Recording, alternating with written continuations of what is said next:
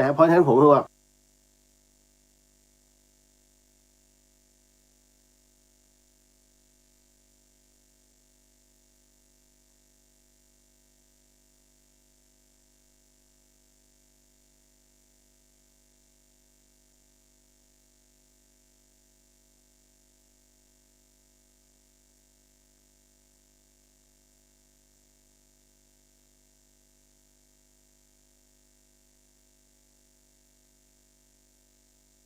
ถ้าต้องการจะให้ถึงที่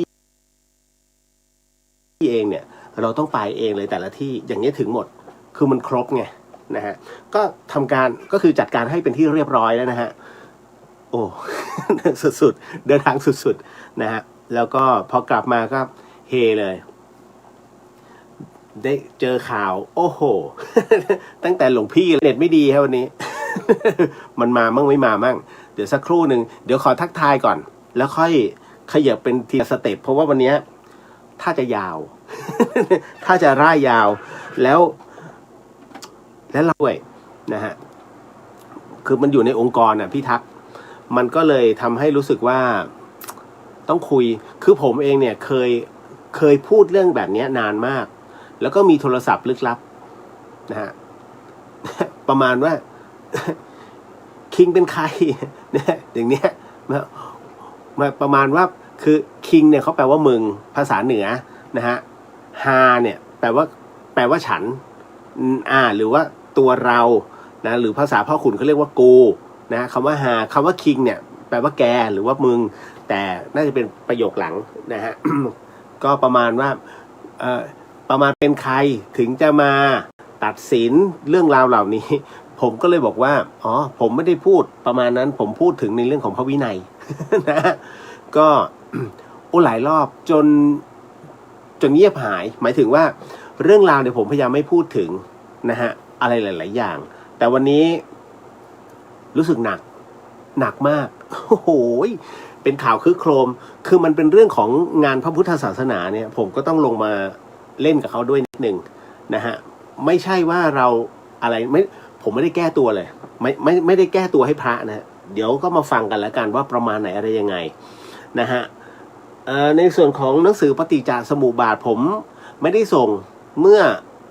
ศุกร์เสาร์อาทิตย์เพราะว่าติดภารกิจเนาะนะวันนี้ส่งไปทั้งหมดอีก19ท่านแล้วเดี๋ยวพรุ่งนี้ก็น่าจะอีกประมาณเนี้ย มันทำได้แค่นี้ทำทีละนิดนะฮะก็ น่าจะสักประมาณ3วันน่าจะครบนะฮะ50ท่านนะครับก็น่าจะถึงอันนี้ก็ต้องโมทนาสาธุกับทุกท่านนะครับนะฮะบอกว่าช้าหน่อยนะแต่ว่าถึง นะครับแล้วก็ต้องขอบพระคุณด้วยนะฮะหลายๆท่านผมจดไว้ผมไม่รู้ไว้ตรงไหนอ่ะเดี๋ยวนะเป็นคนที่สัญญาเสื่อมอย่างแรงฮะนะฮะหลายๆท่านที่ส่งทั้งเครื่องยามาให้นะฮะจำได้ก็ไม่กี่คนอย่างน้องต้อมเขาส่งน้ำประหวานมาให้ นะฮะแล้วก็คุณย่าสโหนต้องขอบพระคุณคุณย่าสโหนส่งลองกองมาให้นะครับแล้วก็คืออีกหลายๆท่านน่ะ นะฮะก็ขอบพระคุณนะฮะเป็นอย่างสูงเลยทีเดียวครับนะฮะดีครับ ผมจะได้ไม่ออกไปไหน กลัวเหมือนกันนะฮะก็เดี๋ยวขออนุญาตทักทายก่อนนะครับ คือก็ต้องรายงานเช็คชื่อแบบหลวงพี่ภาสกรนะต้องขออนุญาตนิดนึงก็หลายๆท่านพยายามพูดคุยมาแล้วก็ผมก็เขียนเรื่องหลวงพี่ลงไปด้วยนะฮะในส่วนของที่ได้พบได้เจอแต่เดี๋ยวก็ยังมีอยู่เรื่อยๆฮะนะฮะผมก็จะมีอยู่ถ้าว่างนะถ้าผมว่างผมก็จะเขียนนะฮะมีอะไรอีกหลายๆมุมนะครับที่หลายๆท่านอยากจะรู้นะครับเดี๋ยวต้องขออนุญาตนะฮะขอดูก่อนนะฮะคุณปฐมพรสวัสดีค่ะสวัสดีฮะคุณลิลลี่สวัสดีค่ะพี่เลียวสวัสดีฮะกุ๊บกิ๊บทักทายค่ะพี่เลียวกุ๊บกิ๊บโอเคขึ้นแล้วเนาะนะฮะอย่าพึ่งคือน้องมีปัญหา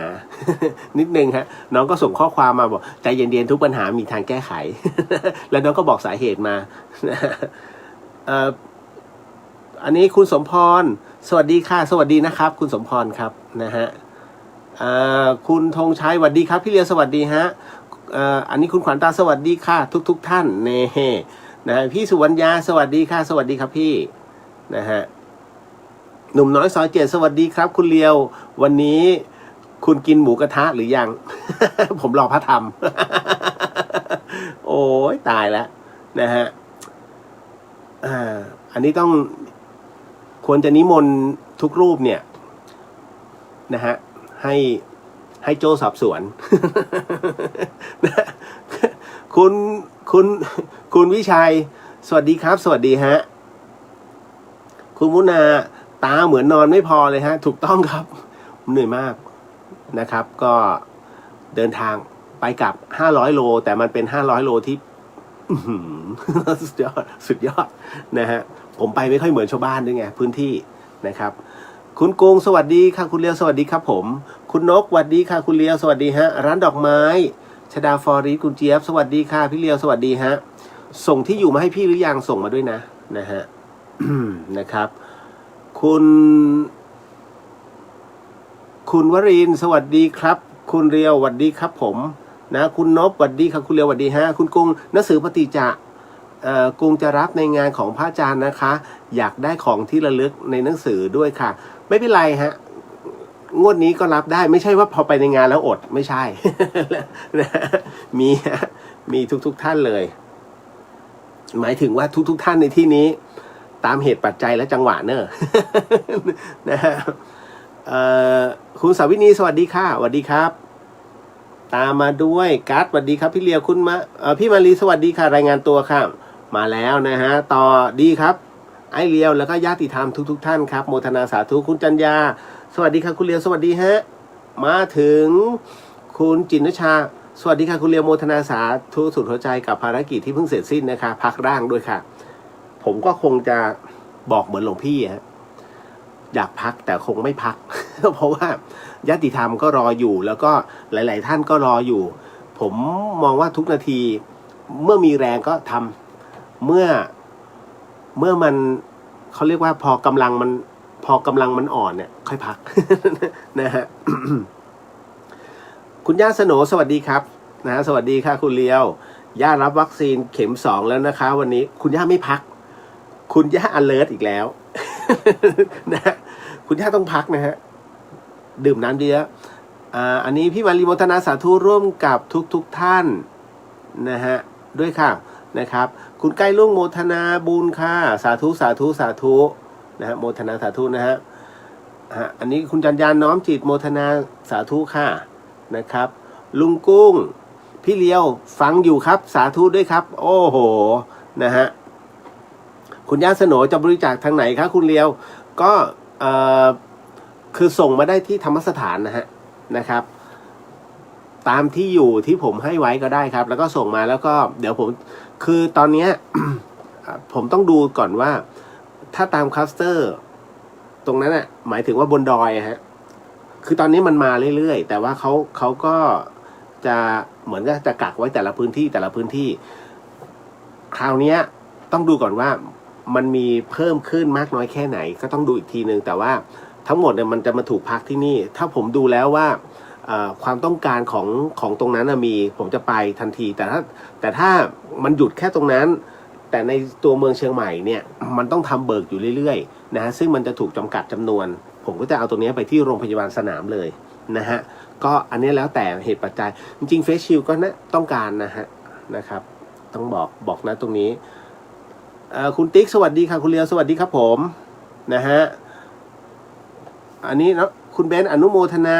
กับพี่นิกด้วยนะคะเรียนเชียงใหม่4 ปียังไม่เคยไปฮอดเหมือน เหมือนพี่เลยล่ะโอ้ยมันเป็นทางผ่านเนาะ จะไปแม่เสลียงจะไปอมก๋อยมันต้องผ่านฮอดอยู่แล้วฮอดเป็นเมืองใหญ่นะห่างจากจอมทองเนี่ย30 โลนะครับแล้วก็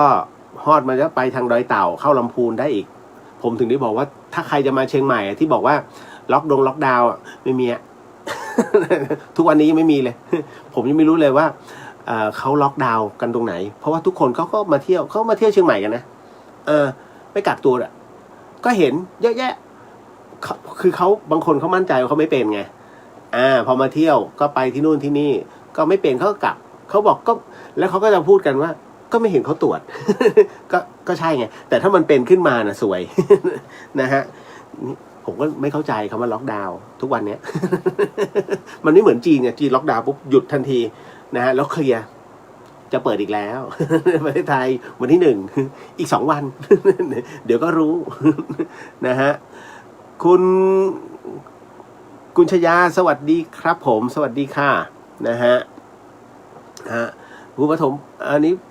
คุณปฐมพรบอกว่าสวัสดีค่ะคุณเรียวจะรอรับหนังสือในงานเหมือนกันค่ะนะฮะก็เตรียมพร้อมอยู่ฮะแล้วค่อนข้าง โอ้โหคือ ตอนนี้ผมชุดแรกสำหรับตัวแผ่นยันเนี่ยนะฮะกับของที่ระลึกสิ่งสำคัญเลยเนี่ยแพ็คไว้แล้วไม่ให้ใครยุ่งเลยเพราะอันนี้จะไปจัดที่กรุงเทพนะฮะส่วนที่เชียงใหม่เนี่ยเดี๋ยวมีต่างหากอีกนะครับ เอาการอยู่ฮะ เอาละเดี๋ยวขออนุญาตนะฮะ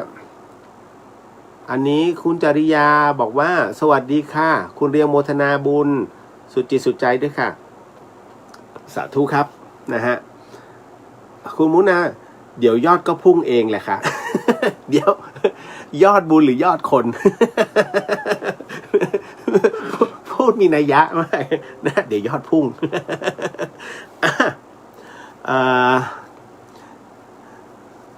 อันนี้นะเดี๋ยวก่อนนะเราเข้าเรื่องกันเลยนะครับเพื่อไม่ให้เสียเวลา โอ้โหก็นิดนึงฮะอันเนื่องมาจากว่าสืบคือผมเนี่ยนะไม่ได้ติดตามข่าวมากจนกระทั่งวันนี้เขาก็คุยกันในหน้าห้องของธรรมะพยากรณ์นะฮะผมต้องบอกก่อนว่าที่ธรรมสถานมหาวิทยาลัยเชียงใหม่เนี่ยหลวงพี่ภาสกรนั้นท่านสนับสนุนให้ตั้งชมรมธรรมะพยากรณ์แต่ไม่ให้ดูดวงเข้าใจนะฮะถ้าจะดูดวงหมายถึงว่าเอาดวงคนนั้นมาเป็นเคสบทเรียนแล้วก็สอนถ้าใครอยากไปดูดวงออกก็หมายถึงว่าเหมือนกับจะต้องออกไปคือไปประกอบอาชีพกันเองเพียงแต่เนี้ยท่านสนับสนุนเพื่อให้เป็นความรู้เพราะว่าในเรื่องของศาสตร์พยากรณ์เนี่ยมันจะมีอันนึงฮะเขาเรียกว่านิทานชาติเวรนิทานชาติเวรเนี่ยมันจะผูกในเรื่องของชาดกนะครับขององค์พระสัมมาสัมพุทธเจ้ามีหมดเลยเพราะฉะนั้นใครที่เรียนศาสตร์ทางด้านโหราศาสตร์จะรู้ดีในเรื่องตรงนี้ฮะในเรื่องเกี่ยวกับคติในความเชื่อในเรื่องของคือเขาต้องเรียนตรงนี้ก่อนเพราะฉะนั้นเรื่องราวของพุทธศาสนาเนี่ยกับหลักของศาสตร์พยากรณ์จึงมาขี่กันดังนั้นที่ธรรมสถานจึงมีการจัดเรียนสอนเนี่ยเป็นรุ่นไปของธรรมะพยากรณ์เรียนฟรีนะฮะแต่ว่าตอนนี้ช่วงโควิดก็เลยหยุดนะครับถามว่าแม่นไหมโคตรแม่น ผมต้องบอกนี้แต่ละคนเขาจะเก่งแต่ละจุดนะฮะคือตัวกลั่นทั้งนั้นที่เขามารวมตัวกันผมเลยบอกนี่ไหนๆก็ไหนๆแล้วถ้าจะรวมกันอีกครั้งเนี่ยไปออกสินค้าไป เดี๋ยวช่วยโปรโมท นะฮะไม่คือพวกนี้เวลาเขาทำนานๆทำทีแล้วทุกคนจะมาลงพลังกันโอ้สุดๆก็เลยอันนี้หมายถึงว่าถ้ากรณีที่โควิดมันดีขึ้นแล้วเขาสั่งเปิดเนี่ยเขาคงจะเปิดสอนกันอีกน่าจะเป็นรุ่น4อันนี้น่าจะเป็นรุ่น4รุ่น5ผมจำไม่ได้แล้วนั่นแหละวันนี้เขาก็โพสต์กันในห้องแล้วผมก็ดูเฮ้ยมันมีเรื่องนี้ด้วยเหรอเรื่องหมูกระทะ แล้วก็โอ้โหแต่คราวนี้โพสต์แต่ละคนตึงเข้ามาก็เลยมาดูข่าวตอนเย็นนิดนึงโอ้โหตายคุณเอ้ยนะฮะ เลยรู้เลยฮะว่าแต่ละรูปที่โดนนั้นน่ะผมคือเราได้ยินกิตติศัพท์ท่านมานานแหละ เดี๋ยวก่อนนะอันนี้เหตุเกิดที่วัดปันเสามันไม่จะไปบอกวัดหนึ่งที่คูเมืองก็คงไม่ใช่แล้วแหละเพราะว่าข่าวมันคึกโครมซะขนาดนี้เหตุการณ์นี้เกิดขึ้นที่วัดปันเสาที่ตำรวจบุกไปจับแต่เดี๋ยวต้องบอกก่อนวัดปันเสาเนี่ยในอดีตนั้นผู้ที่พัฒนาวัดคือท่านมหาอาวรท่านมหาอาวรเป็นใคร เป็นเจ้าอาวาสที่ได้รับการแต่งตั้งจากพระเดชพระคุณนะฮะหลวงพ่อดอยสุเทพเนี่ยนะฮะให้มาดูแลนะตรงนี้ซึ่งท่านพัฒนานะฮะมาเจริญมากๆจนมีร้านกาแฟจริงๆเป็นร้านกาแฟชื่อพระธรรมนะแล้วจากนั้นเนี่ยท่านต้องปลีกคือท่านปลีกวิเวกก็คือเหมือนกับว่าสละการเป็นเจ้าอาวาสที่วัดปันเสาไปอยู่ที่ม่อนพญานาคม่อนพญานาคอยู่ตรงไหนอยู่นู่นเขตของอำเภอแม่วางท่านจึงไม่ได้ยุ่งเกี่ยวตรงนี้วันนี้ผมเห็นหลายคนเนี่ย เขียนโจมตีท่านผมก็เลยบอกโอ้ตายอันเนี้ย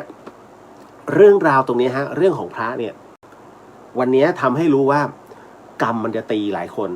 แน่นอนที่สุดฮะกรรมตัวนี้มันตีกับของสงฆ์เป็นที่เรียบร้อยนะฮะแต่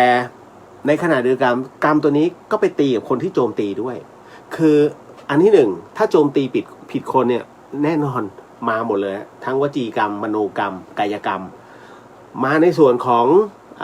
การวิพากษ์อย่างรุนแรงนะฮะก็มาหมดคือในส่วนของพฤติกรรมเนี่ยมันเป็นกรรมทั้งหมดไงฮะ เพียงแต่ว่าจัดเป็นกรรมประเภทไหน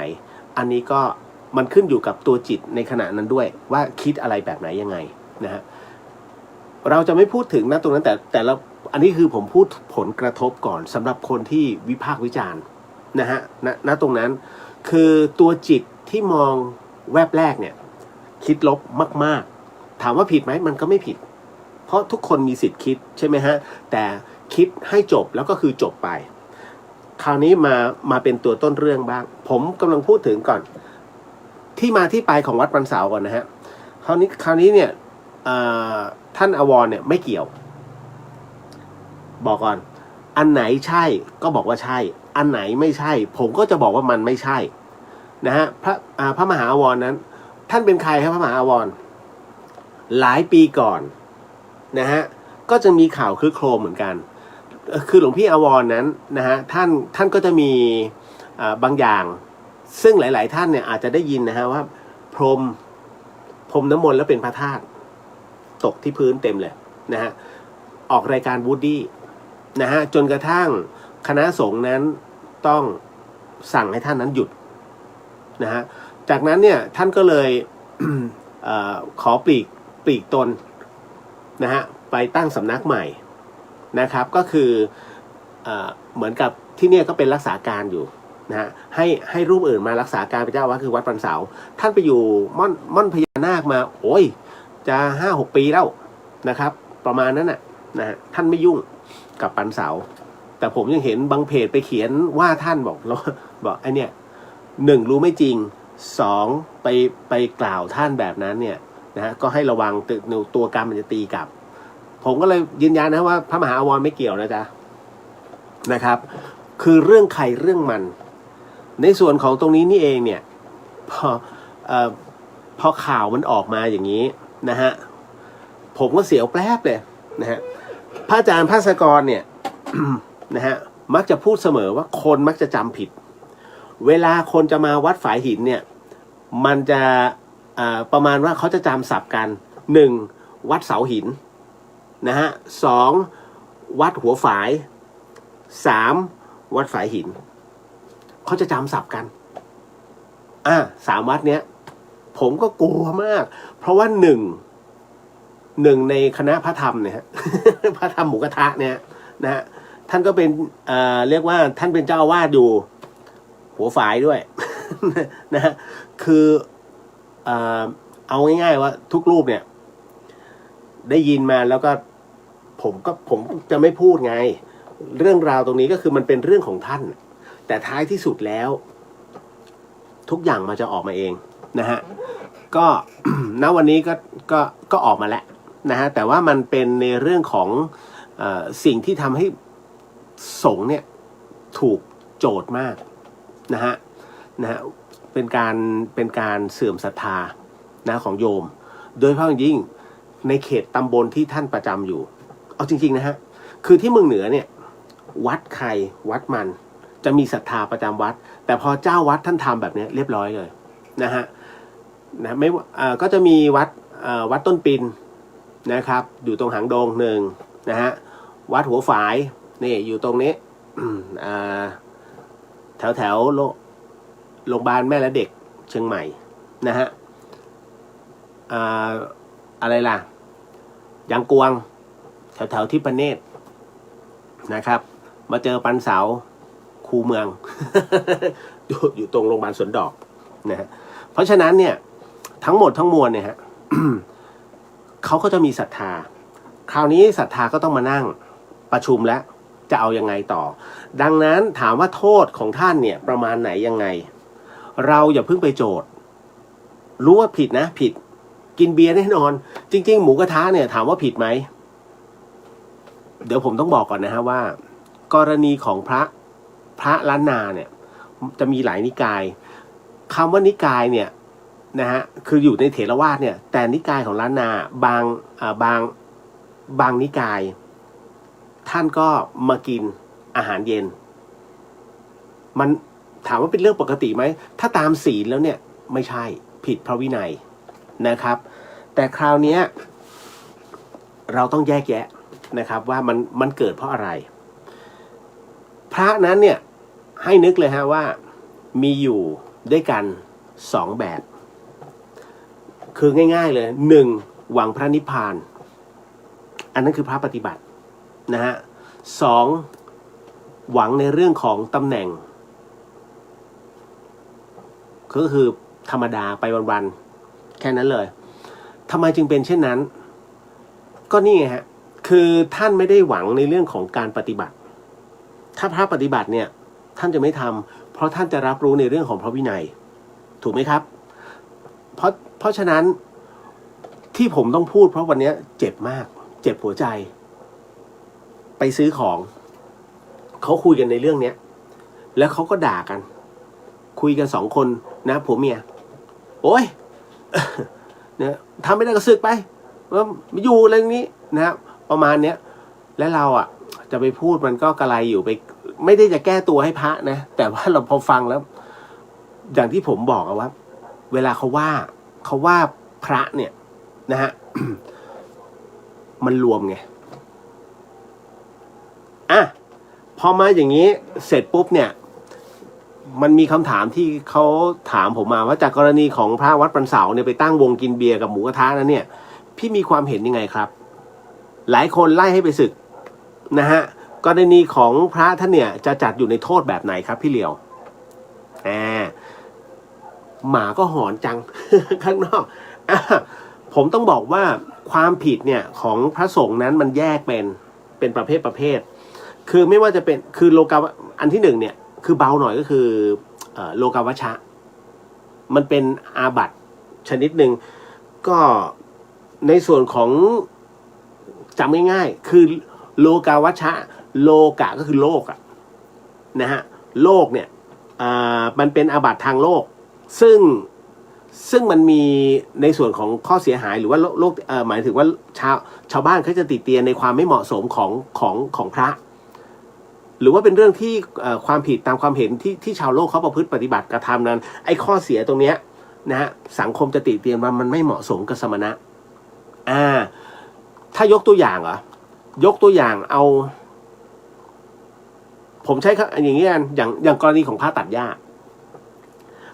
าชาวบ้านเนี่ยมองว่าเฮ้ยพระขยันนะโอ้โหสะอาดสะอ้านนี่ฮะแต่จริงๆแล้วเนี่ยฮะความผิดตรงเนี้ยถ้าตามพุทธบัญญัติเลยพระท่านอาบัตินะฮะมันเป็นปัณติวัชชะมันเป็นประเภทปัณติวัชชะถ้าเป็นเรื่องที่พระทำผิดแบบชาวบ้านทำก็ผิดเป็นประเภทลักขโมยของเขาเนี่ยไอ้อย่างเงี้ยโลกาวัชชะคือโลกมันติเตียนแต่ถ้าปัณติวัชชะเนี่ยเป็นเรื่องของผิดตามพุทธบัญญัติคือมันต้องแยกนะครับนะตรงนี้แต่พอมาตรงนี้ก่อนกรณีตรงเนี้ยพอแยกเป็นโลกาวัชชะจริงๆมันเป็นเรื่องของอาบัติปกติมาคราวนี้ในเรื่องของสังฆาทิเศษกรณีของสังฆาทิเศษเนี่ยมันต้องบอกว่าคำว่าสังฆาทิเศษสังฆะบวกอาทิบวกเศษนะฮะเหลือเศษนะฮะเสสะเนี่ยนะฮะคือสังฆะเนี่ยแปลว่าสงฆ์ สงฆ์ก็คือแปลว่าหมู่แปลว่ากองแปลว่าคณะแปลว่ากลุ่มนะฮะไปบวกกับคำว่าอาทิเนี่ยอันเนี้ยต้องบอกว่ามันเป็นถ้ารวมกันแล้วมันแปลว่าเบื้องต้นหรือในชั้นแรกหรือว่าซ้อนกันนะฮะหรือว่าเป็นข้อต้นๆประมาณนี้ฮะส่วนเสสะหรือว่าเศษเนี่ยถ้าบาลีเนี่ยอ่านว่าเสสะมันแปลว่าเศษหรือว่าที่เหลือพอเอามาผสมกันเนี่ยนะฮะอาทิบวกเศษมันก็จะไปเท่ากับว่าเป็นกิจเบื้องต้นแล้วก็กิจที่เหลืออันนี้เก็ตเนาะนะฮะส่วนสังฆะหรือว่าสงฆ์เนี่ยนะฮะสงฆ์บวกอาทิเศษนะจึงแปลว่าสงฆ์อันภิกษุพึงต้องการในกิจเบื้องต้นนะที่ให้คือถ้าจะทำให้พ้นจากอาบัติเพียงแค่ปรงอาบัติระหว่างภิกษุต่อภิกษุนั้นทำไม่ได้อันนี้นะฮะเขาเรียกว่าจึงเป็นสังฆาทิเศษส่วนอีกอันหนึ่งที่ต้องบอกก่อนว่าเป็นกรณีของปาราชิกนั่นก็คืออีกเรื่องหนึ่งแล้วกันนะฮะเพราะฉะนั้นกรณีตรงนี้ฮะที่เป็นโทษนะฮะก็คือเป็นปาจิตตีคือในส่วนของปาจิตตีนี่เองมันก็จะมีในส่วนต่างๆนะฮะกรณีตรงนี้ซึ่งต้องบอกว่ามันมีด้วยกัน30 ประการโอ้โหคุณเอ้ยไม่ว่าจะเป็นในเรื่องของจีวรแล้วกันเก็บจีวรเกินความจำเป็นเกิน10 วันอย่างเงี้ยไม่ได้ห้ามอยู่โดยปราศจากจีวรแม้แต่คืนเดียวก็ไม่ได้ห้ามอันนี้ฮะปาจิตตีนะฮะมันจะเป็นในเรื่องของใช้ภิกษุณีซักผ้าไม่ได้รับจีวรจากมือภิกษุณีไม่ได้นะฮะเก็บผ้าที่ทำจีวรไว้เกินกำหนด1 เดือนก็ไม่ได้พูดให้เขารวมกันซื้อจีวรให้ก็ไม่ได้คือเยอะอ่ะมันมีทั้งด้วยกัน30 ข้อเพราะฉะนั้นณตรงนี้ถึงต้องบอกว่าเฮ้ยมันต้องแยกคือมันต้องแยกเป็นข้อๆฮะว่าท่านจะอยู่ในส่วนตรงไหนแต่ณตรงนี้โทษของท่านคือปาจิตตีก็ต้องบอกก่อนว่าในเรื่องของการกินเหล้านะครับถ้าตามพระวินัยเอาตามพระวินัยเนี่ยแค่ถูกตักเตือนแต่กรณีของทางโลกในปัจจุบันนั้นสังคมนั้นอาจจะไม่ยอมรับท่านก็จะถูกบีบนะครับก็ถ้าร่วมวงกันขนาดนี้ความเสื่อมมันเกิดขึ้นความเสื่อมไม่เกิดขึ้นคราวนี้ก็จะมีอีกวิธีนึงก็คือคณะสงฆ์เป็นผู้ตัดสินอีกรอบหนึ่งถ้าคือตรงเนี้ยกฎหมายลงไปแล้วไงจำคุก15 วันรอลงอาญา1 ปีถูกไหมเพราะฉะนั้นเราลงอาญาหมายถึงยังไงพระสงฆ์จะคล้องจีวรแล้วเดินไปรายงานคุมประพฤติแต่ละเดือนเหรอมันใช่นะฮะเพราะฉะนั้นเนี่ยถึงได้บอกว่าอันนี้น่าสนใจนะครับเพราะว่ามันมีกรณีแบบนี้พอสมควรเลยทีเดียวนะฮะแล้วแหมจตุรเทพทั้งนั้นเลยนะครับที่ไปชุมนุมกัน นะฮะก็ถึงได้บอกคือผมก็แหมเราก็อยากเตือนเฮ้ยท่านก็โดนแล้วอย่าไปอะไรมากเลย นะแต่จริงๆถามว่ามันสมควรไหมนั่นแหละ นะเพียงแต่ถ้าเราไปกล่าวเกินไปตัวกรรมมันก็ตีกับเราเพราะว่าณตัวนี้ก็เราคือเขาเรียกรอดูผลลัพธ์เหมือนโจ้โจ้โดนจับนะฮะตอนนี้โจ้จะสู้ด้วยไบโพล่าตอนนี้นะฮะเขาจะสู้ว่าไบโพล่าก็คือเดี๋ยวคุ้มดีคุ้มร้ายณวันนี้ดีนะฮะในใจเหี้ยมโหดคือถ้าโจ้เป็นไบโพล่าสิ่งที่เขาจะฟ้องเขาไม่ได้ฟ้องโจ้นะเขาฟ้องกรมตำรวจรับมาได้ไงคนอย่างนี้คุณไม่ตรวจสอบกันก่อนเหรอสภาพจิตใจนะฮะตกลงพอยิงคนตายปุ๊บกูเป็นไบโพล่าไม่ได้ผมถึงได้บอกว่าเนี่ยเห็นไหมมันก็ต้องดูนะฮะว่าประมาณไหนอะไรยังไงนี่แหละฮะ มันมีข้ออะไรมากมายเลยทีเดียวที่เป็นข้อของสงฆ์นะตรงนี้กรณีแบบนี้นะฮะก็เลยต้องบอกว่าท่านก็จะโดนสังคมหมายถึงว่าหมู่แต่ละหมู่เนี่ยนะฮะเขาก็จะบีบท่านเองนะฮะก็ดูดิถามว่าพอมาถึงเนี่ยชื่อแต่ละวัดมันหลาหน้าหนังสือพิมพ์เนี่ยใครเขาจะไปตรงนั้นนั่นนะฮะคนที่เคยทำบุญเนี่ยรู้สึกทันทีเลยเขารู้สึกว่า ละอาย แต่ผมขอบอกนะครับว่าทำบุญส่วนทำบุญนะฮะพระศาสนาหรือวัดไม่ได้เสื่อมคนเสื่อมตามนะเฉพาะคนเท่านั้นที่เสื่อมนะครับเราไม่สามารถนะฮะที่จะไปบอกได้ฮะว่าคนนั้นคนนี้จะเป็นยังไงผมถึงที่พูดเสมอเหมือนหลวงพี่ภัสกรก็บอกอ่ะไม่รู้หรอกว่าใครจะดีไม่ดีวันนี้ดีพรุ่งนี้อาจจะฆ่าคนเห็นไหมฮะเพราะฉะนั้นเนี่ยถึงได้บอกไงว่าพระท่านเราต้องดูก่อนว่ารูปไหนที่มุ่งพระนิพพานถ้ามุ่งพระนิพพานแน่นอนที่สุดพระวินัยจะเป๊ะมากถูกไหมครับนั่นแหละครับเพราะฉะนั้นอันนี้ก็คือมันจะมีบางอย่าง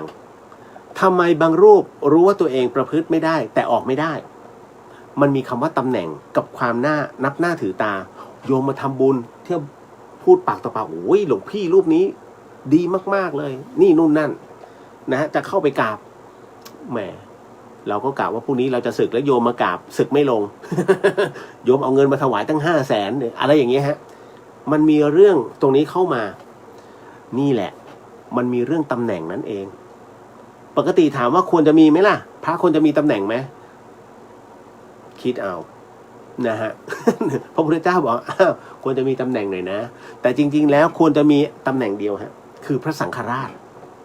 เพราะสงฆ์นั้นต้องมีผู้ที่ปกครองนะฮะสังฆราชก็คือองค์ตัวเรียกว่าเป็นตัวแทนของพระพุทธองค์นั่นแหละนะที่ปกครองหมู่สงฆ์นะของแต่ละพื้นที่นั้นๆนะของเราก็จะมีสมเด็จพระสังฆราชนะฮะที่ปกครองคณะหมู่สงฆ์ในประเทศนะตอนนี้ท่านก็คงจะรับรู้แล้วฮะแต่คือท่านก็จะดูว่าพื้นที่แต่ละพื้นที่เขาจะมีพระสังฆาธิการอยู่ก็เดี๋ยวเขาก็จัดการกันเองนั่นแหละฮะเอาละพอมาตรงนี้ผมต้องบอกก่อนนะบางคนเนี่ยตัดสินพระด้วยสายตาและความรู้สึกคุณรู้ไหมจริงๆแล้วที่เราเข้าใจฮะว่าพระสงฆ์จะต้องบวชเมื่อ20เนี่ยอายุ20นะถามว่าเป็นอย่างนั้นจริงไหมถ้าตามขนบธรรมเนียมประเพณีไทยใช่แต่จริงๆแล้วจะบวชเป็นพระเมื่อไหร่ก็ได้เอาจริงๆพระที่มีไม่ใช่ ก็ผมยกตัวอย่างนะฮะท่านเขมตู้เขมเนี่ยตู้เขมเพิ่งเป็นพระเมื่อปีที่แล้ว23ทำไม20ท่านไม่ยอมบวชท่านจะขอเป็นเนร จนหลวงพี่ภัสกรบอกไม่ได้บวชแล้ว ท่านถึงบวชนะฮะคราวนี้ก็เป็นพระนะนี่คือพรรษาที่2ของท่านนะครับตู้เขมฮะจะไม่ยอมบวชเป็นพระเพราะฉะนั้นเวลาโยมไปมาเนี่ยก้มกราบแล้วก็บอกเนี่ยพระรูปนั้นพอดีมารับไม่ใช่เนนคุณรู้ไหมเนนเนี่ยผู้ที่มีอายุมากที่สุด90 พรรษาเป็นสามเณรฮะตอนนี้ท่านมรณภาพไปแล้วคือท่านพอใจที่จะรักษาแค่ศีล10นะฮะถ้าเป็นพระใน227นะฮะถึงต้องบอกไงฮะว่าเนนนั้นไม่จำเป็นจะต้องอายุ50ยังเป็นเนนก็ยังมี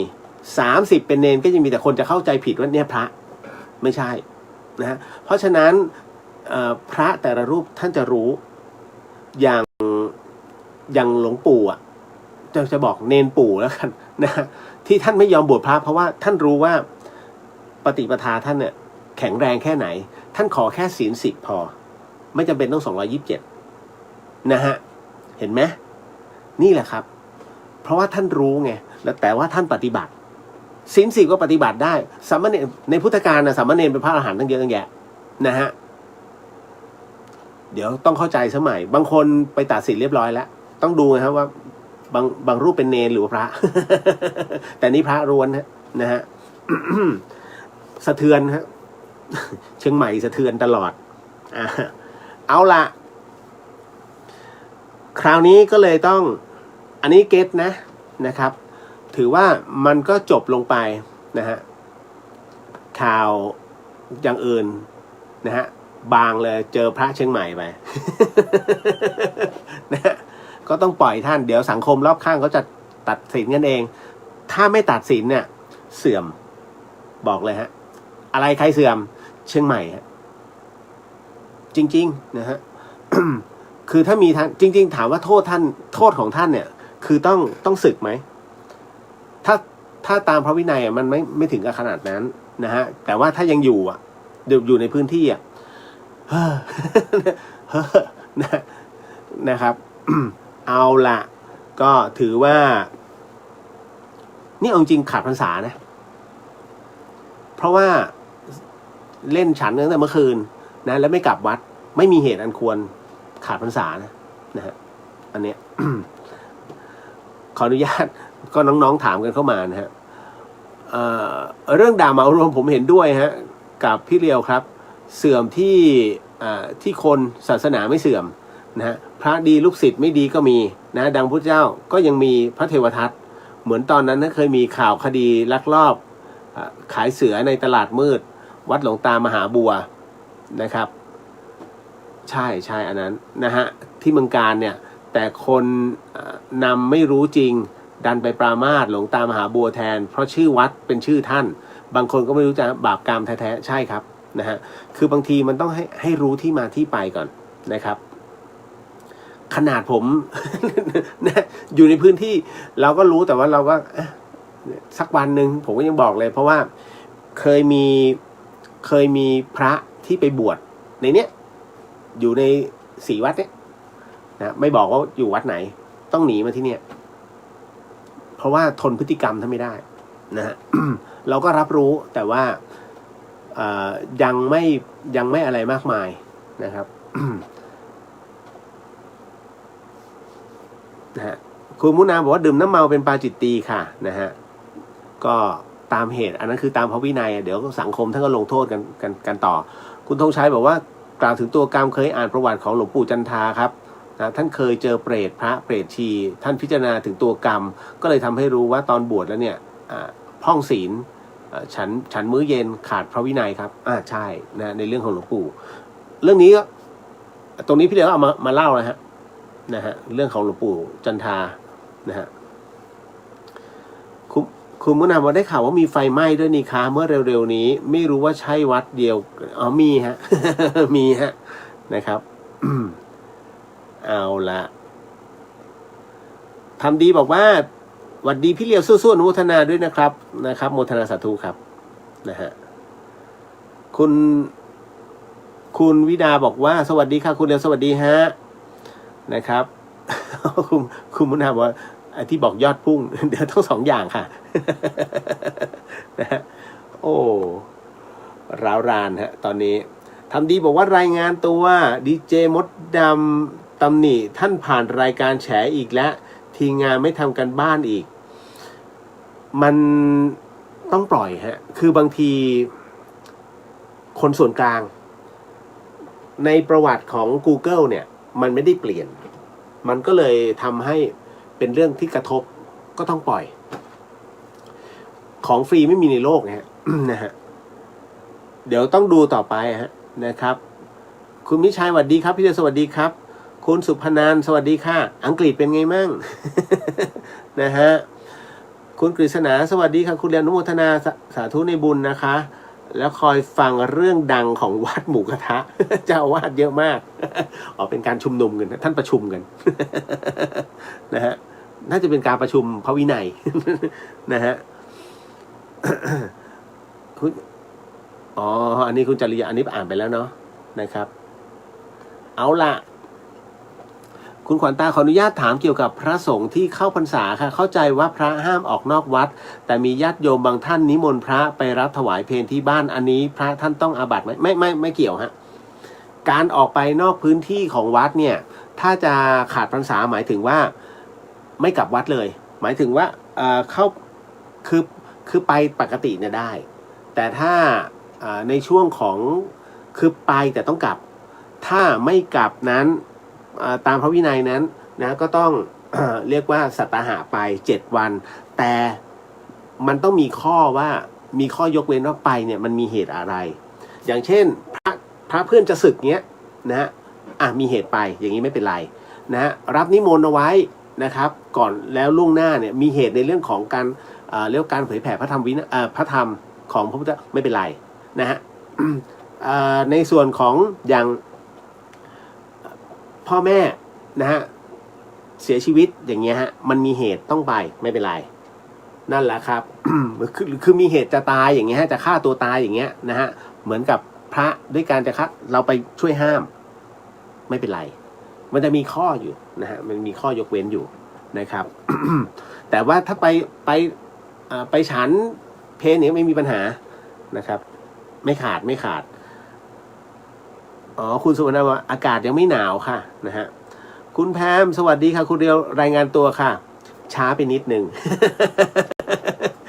แต่ก็ยังมาเอาละฮะมาถึงยังมีเดี๋ยวเมื่อกี้มีท่านหนึ่งที่ถามมาในเรื่องของพระอานนท์ใช่ไหมกรณีพระอานนท์ที่เหมือนกับไปยกป้ายสนับสนุนอะไรนะโจใช่ไหมฮะนะครับโอ้โหผมก็เพิ่งดูข่าวแวบๆเมื่อกี้นะคือเอาถุงพลาสติกครอบคลุมเนี่ยนะฮะตอนแรกผมนึกว่า2 ชั้นไม่ใช่6 ชั้นคุณพระช่วยโอ้โหนะฮะทำอย่างของเหลวนะฮะคุมแค่ชั้นเดียวก็จะแย่นะครับอันนี้ถึงต้องบอกว่าน้องๆที่ฟังอยู่หรือว่าเห็นพฤติกรรมแบบนี้อย่าไปลองเล่นนะฮะมันหายใจไม่ออกจริงมันเป็นพฤติกรรมของมาเฟียของอิตาลีอัลคาโปนมันทำในเรื่องของยาเสพติดเขาทำอย่างเงี้ยนะฮะแล้วหลายศพเลยนี่แหละนั่นคือวิธีการโหดนะโหดมากโหดเหี้ยมนะครับถึงต้องบอกว่าโอ้โหคบยากจริงๆคนที่ทำแบบนี้ได้คบยากนะฮะ คือเหมือนระเบิดเวลาอยู่ข้างตัวถ้าคบมันเป็นเรื่องของสภาวะจิตใจที่ชอบเสพเรื่องราวเหล่านี้นะครับเอาละครูนะตายถึงถุงแรกแล้วค่ะ ไม่เกิน2 นาทีตายก็ โอ้นี่6 ชั้นสุดนะกรณีของพระใช่ไหมที่ท่านชื่อท่านอานนท์ใช่ไหมที่เขามีในส่งมาหยุดก่อนอานนท์ที่เขาล้อกันโอ้โหคือเรื่องของพระรูปนี้เนี่ยไปแสดงแบบนั้นน่ะผมถึงได้บอกกันเมื่อกี้ถ้าท่านหวังพระนิพพานบวชแล้วเพื่อวัตถุประสงค์เพื่อความสงบในใจแล้วหวังพระนิพพานเนี่ยท่านจะไม่ประพฤติแบบนี้ทุกที่ฮะให้ดู นะฮะเพราะว่าทำไมจึงเป็นเช่นนั้นเพราะว่าพระที่มีพระนิพพานเป็นที่ตั้งท่านจะปฏิบัติและพระวินัยไม่ได้กล่าวให้ไปสนับสนุนคนนั้นคนนี้ไม่ปล่อยแล้วต้องปล่อยทุกอย่างนะฮะเพื่ออะไรการบวชเป็นพระนั้นเนี่ยนะฮะนั่นคือหมายถึงว่าท่านนั้นเป็นอีกหนึ่งเขาเรียกเป็นเพศที่รักษาศีลนะฮะมีศีลเนี่ยสูงกว่าคนอื่นเขาแล้วถึง227 ข้อนะฮะเป็นศีลที่ต้องรักษาแล้วก็ต้องปฏิบัติแล้วต้องฝึกการบวชพระไม่สบายนะหลายท่านบอกโอ้บวชพระสบายเดี๋ยวก็นี่นู่นนั่นไม่ใช่บวชพระเนี่ยถ้าคนคิดอยากจะบวชแล้วไปถึงให้ที่สุดเนี่ยท่านต้องฝึกตนลำบากมากนะฮะการที่จะต้องเอาชนะตัวจิตของเราเองให้ได้เนี่ยมันเป็นสิ่งที่ต้องใช้ความเพียรสูงมากนั่นแหละฮะนั่นคือสิ่งที่ทำไมคนถึงได้กราบไหว้พระสงฆ์ไม่ใช่ผู้ที่ห่มเหลืองนะจำได้ไหมที่ผมพูดเรื่องของหลวงพ่อชานะฮะที่หนองป่าพงมีผู้หญิงคนหนึ่งนะโอ้โหคือเดี๋ยวต้องบอกก่อนฮะพระสายหลวงปู่มั่นเนี่ยฮะที่เป็นศิษย์หลวงปู่มั่นแต่ละรูปนั้นเนี่ยสุดยอดทุกรูปนะฮะคือท่านรับรู้ในเรื่องของวาระจิตแล้วสามารถบ่งตามนิสัยของแต่ละคนได้เป๊ะมากหลวงพ่อชาสุภัทโทเนี่ยแห่งวัดหนองป่าพงท่านก็คือหนึ่งในนั้นครั้งหนึ่งมีผู้หญิงคนหนึ่งนะฮะเป็นคุณหญิงคุณนายนี่แหละฮะไปกราบท่านแล้วก็บอกโอ้ยดิฉันเนี่ยศรัทธามากนะฮะในผ้าเหลืองนะฮะถ้าเจอที่ไหนดิฉันทำบุญทั้งนั้นนะฮะหลวงพ่อชาก็เลยบอกแล้วถ้าหลวงพ่อเอาหมาเอาผ้าเหลืองห่มหมาจะกราบไหมอึ้งฮะนะ อึ้งเลยฮะเพราะว่าอะไรเพราะว่าท่านกำลังบ่งว่าจะทำอะไรก็แล้วแต่เหมือนกับให้ดูตาม้าตาเรือหน่อยนะให้เลือกนิดนึงนะไม่ใช่ว่าอยากทำก็ทำนั่นแหละครับนั่นคือสิ่งที่ทำให้คุณนายคนนี้รับรู้เลยว่าฉันไม่น่าเลยนะไปลองกับใครไม่ลองไปลองกับท่านนะครับนี่แหละถึงได้บอกนะว่าท่านอานนท์ไปทำเช่นนั้นสมควรไหมคำตอบบอกอยู่แล้วฮะผมไม่ได้ไฟฟันธงนะว่าท่านผิดไม่ผิดไม่แต่ถ้ามุ่งในเรื่องของพระนิพพานนั้นท่านจะไม่ทำแบบนั้นแต่ต้องถามนะครับว่าวัตถุประสงค์ในการบวชเนี่ยท่านบวชเพื่ออะไรแค่นั้นพระทุกรูปเลยฮะแต่ว่าผมพูดนี้เดี๋ยวพรุ่งนี้มาแล้วอาจจะต้องมีมาด่า คือถ้าผมซัดขนาดเนี้ยหนักถือว่าหนักแต่ไม่ได้ฮะ เพราะถ้าเราไม่พูดถามว่าใครจะพูดพระด้วยกันท่านไม่ว่ากันผมเองก็ไม่ได้ว่าไปกล่าวโทษหนักขนาดนั้นแต่ผมบอกให้ลองดูเพราะว่าถ้าไม่ทำอะไรเลยก็เหมือนกับกรมตำรวจอะถ้าไม่ลงโทษโจ้สังคมก็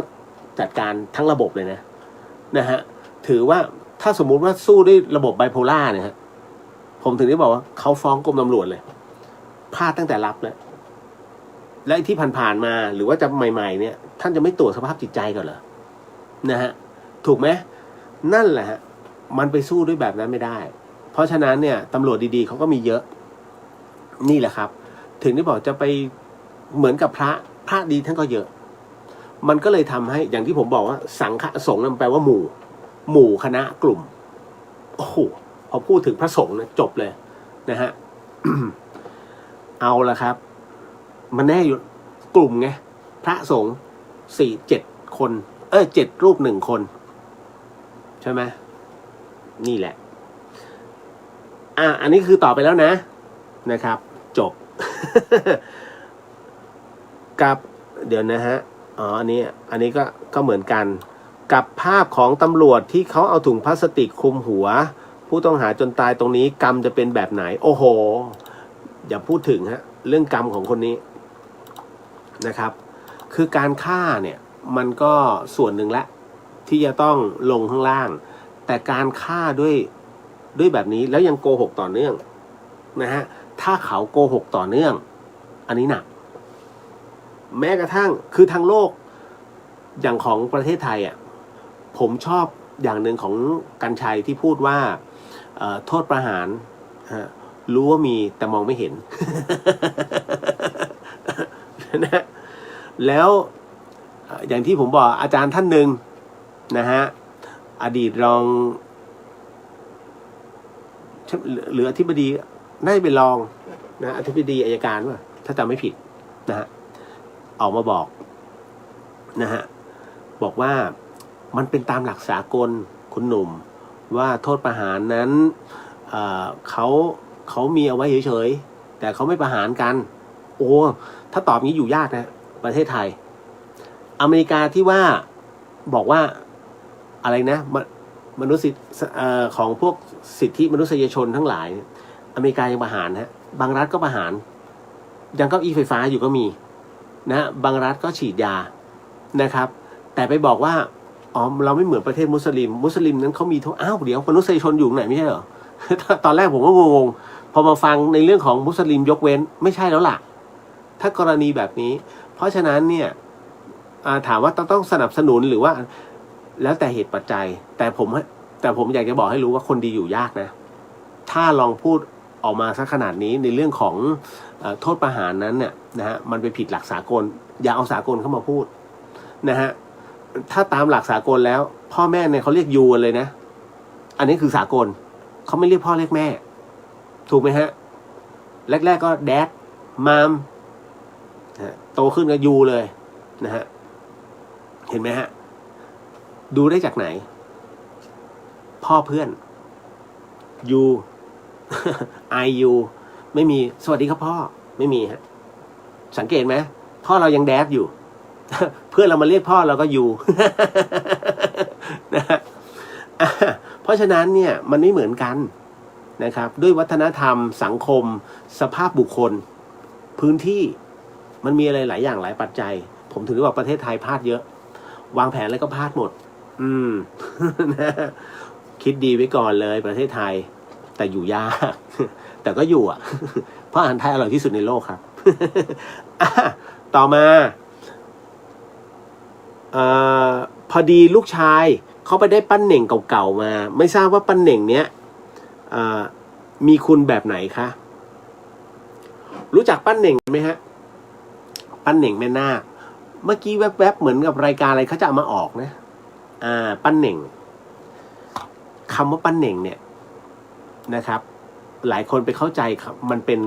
ป็นกะโหลกหน้าผากมันตอนนี้ไปกันใหญ่แล้วคือศัพท์ต่างๆเนี่ยไปกันใหญ่แล้ว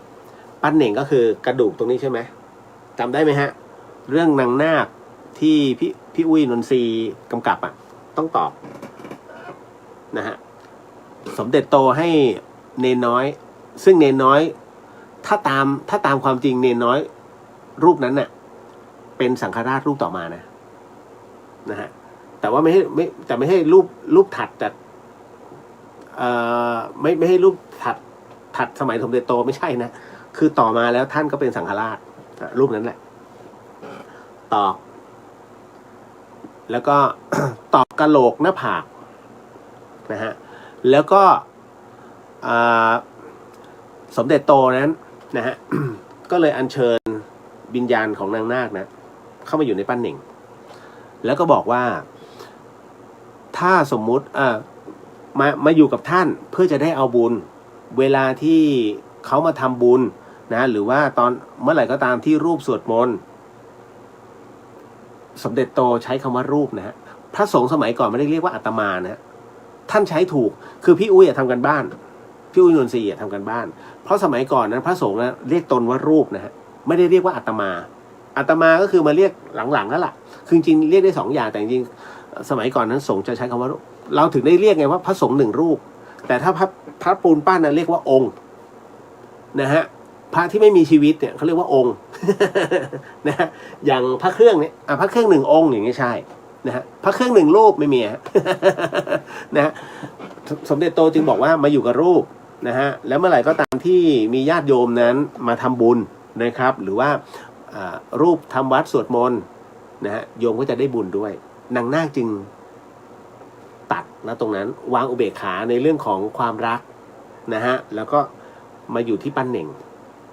วิญญาณแม่นาคก็มาอยู่ตรงนั้นนะฮะคำว่าปั้นเหน่งจริงๆแล้ว ไม่ใช่กะโหลกไม่ใช่กระดูกหน้าผากนะปั้นเหน่งเนี่ยคือหัวเข็มขัดสมเด็จโตท่านให้แม่นาคนั้นมาอยู่ในกระดูกของก็คือกะโหลกกระดูกหน้าผากของตัวเองเสร็จปุ๊บท่านก็จานยันพอจานยันเสร็จปุ๊บคราวนี้ท่านก็ถักผ้านะฮะเมื่อถักเสร็จปุ๊บ จึงเอามาเป็นคือถักเสร็จเป็นหัวเข็มขัดท่านก็วางเอามาใส่ตรงประคตแค่นั้นแหละนั่นแหละเขาเรียกปั้นเหน่งก็คือหัวเข็มขัดไม่ใช่หัวตอนนี้ก็คือกลายเป็นในผมก็ไปดูนะความเข้าใจของแต่ละคนเนี่ยก็เลยบอกว่าปั้นเหน่งก็คือตัวหน้าผากจริงปั้นเหน่งเนี่ยถามอาจารย์อเนกนาวิกมูลเนี่ยอาจารย์อเนกนาวิกมูลก็บอกว่าปั้นเหน่งจริงๆแล้วเนี่ยคือถ้าเป็นนักประวัติศาสตร์เนี่ยปั้นเหน่งแล้วก็คือหัวเข็มขัดนั่นแหละไม่ใช่อาจารย์เลียวผมก็จะต้องมีนักวิชาการเนี่ยมา มันหนุนนิดนึงนะครับคราวนี้อย่าเข้าใจผิดนะเพราะว่าเรื่องของนางนาคนั้นถามว่ามันเป็นเรื่องแต่งขึ้นไหมอย่างอาจารย์อเนกบอกว่ามันเป็นเรื่องที่เขียนขึ้นมาอันนี้อาจารย์อเนกนาวิกมูลบอกว่ามันเป็นเรื่องที่เขียนขึ้นมาตามตัวละครซึ่งจริงๆแล้วนางนาคเนี่ยไม่ใช่ว่า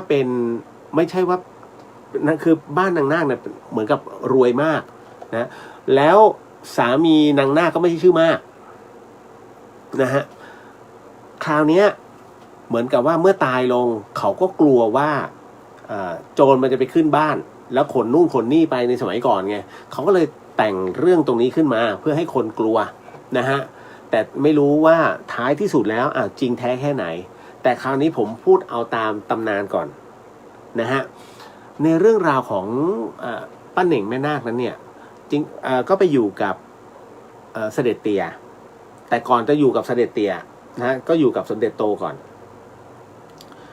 ไม่ใช่สิหม่อมเจ้าเลยอาภากรผมจำไม่ได้แล้วอันนั้นไปอยู่กับไม่ใช่กับเสด็จเตี่ยนะฮะแต่คราวนี้ก่อนที่ไปอยู่กับท่านคนเนี้ยตอนนั้นที่วัดบวรไม่ขออภัยที่วัดระฆังปรากฏว่าน่าจะเป็นสังฆราชไก่มั้งใช่ไหมใช่นะฮะที่วงเล็บว่าไก่ด้วยนั่นแหละรูปนั้นหรือเปล่านะ ปรากฏว่าตอนนั้นเนี่ยสามเณรรูปเนี้ยไปฟ้องสมเด็จโตนะฮะในขณะที่ท่านกำลังจะอ่านหนังสือเพื่อที่จะต้องสอบปรริญญานะฮะคราวนี้สามเณรเดินไปหาสมเด็จโตนะไปเคาะห้องสมเด็จโตก็เลยบอกว่า สมเด็จท่านอยากจะมาฟ้องหน่อยตอนเนี้ยท่านบอก รูปอ่านไม่รู้เรื่องเลยเนนอ่านไม่รู้เรื่องเลยโดนนางนาคมาแกล้งตลอดเลยนะฮะจนสมเด็จโตเรียกนางนาคมา เรียกนางนาคมาปรากฏว่านางนาคเนี่ยอันนี้ฟังไว้นะฟังหูไว้หูใช้พิจารณญาณนะฮะฟังเป็นนิยายดีกว่าสมเด็จโตจึงเรียกวิญญาณนางนาคเนี่ยมาปรากฏว่าวิญญาณของนางนาคเนี่ยก็ปรากฏขึ้นนะฮะในรูปพรรณสันฐานที่เป็นหญิงสวยเลยนะฮะ สมเด็จโตก็เลยถามอ้าวนางนาคว่าไงไปแกล้งเนนเขาทำไมนางนาคก็เลยบอกจริงๆแล้วโยมไม่ได้แกล้งโยมเอ็นดูแล้วพอดีว่าเห็นน้องเนนน่ะกำลังนั่งสับพงกก็เลยแย่เพื่อตื่นให้น้องเนนนั้นได้ดูหนังสือต่อ สมเด็จโตบอกมีเหตุผลแต่ก็อย่าไปแกล้งเขามาก นะเดี๋ยวเนนจะอยู่ไม่ได้ นางนาคก็เลยลากลับหายตัวไปเข้าปั้นเหน่งต่อ น้องเนนก็เลยอ่านหนังสือ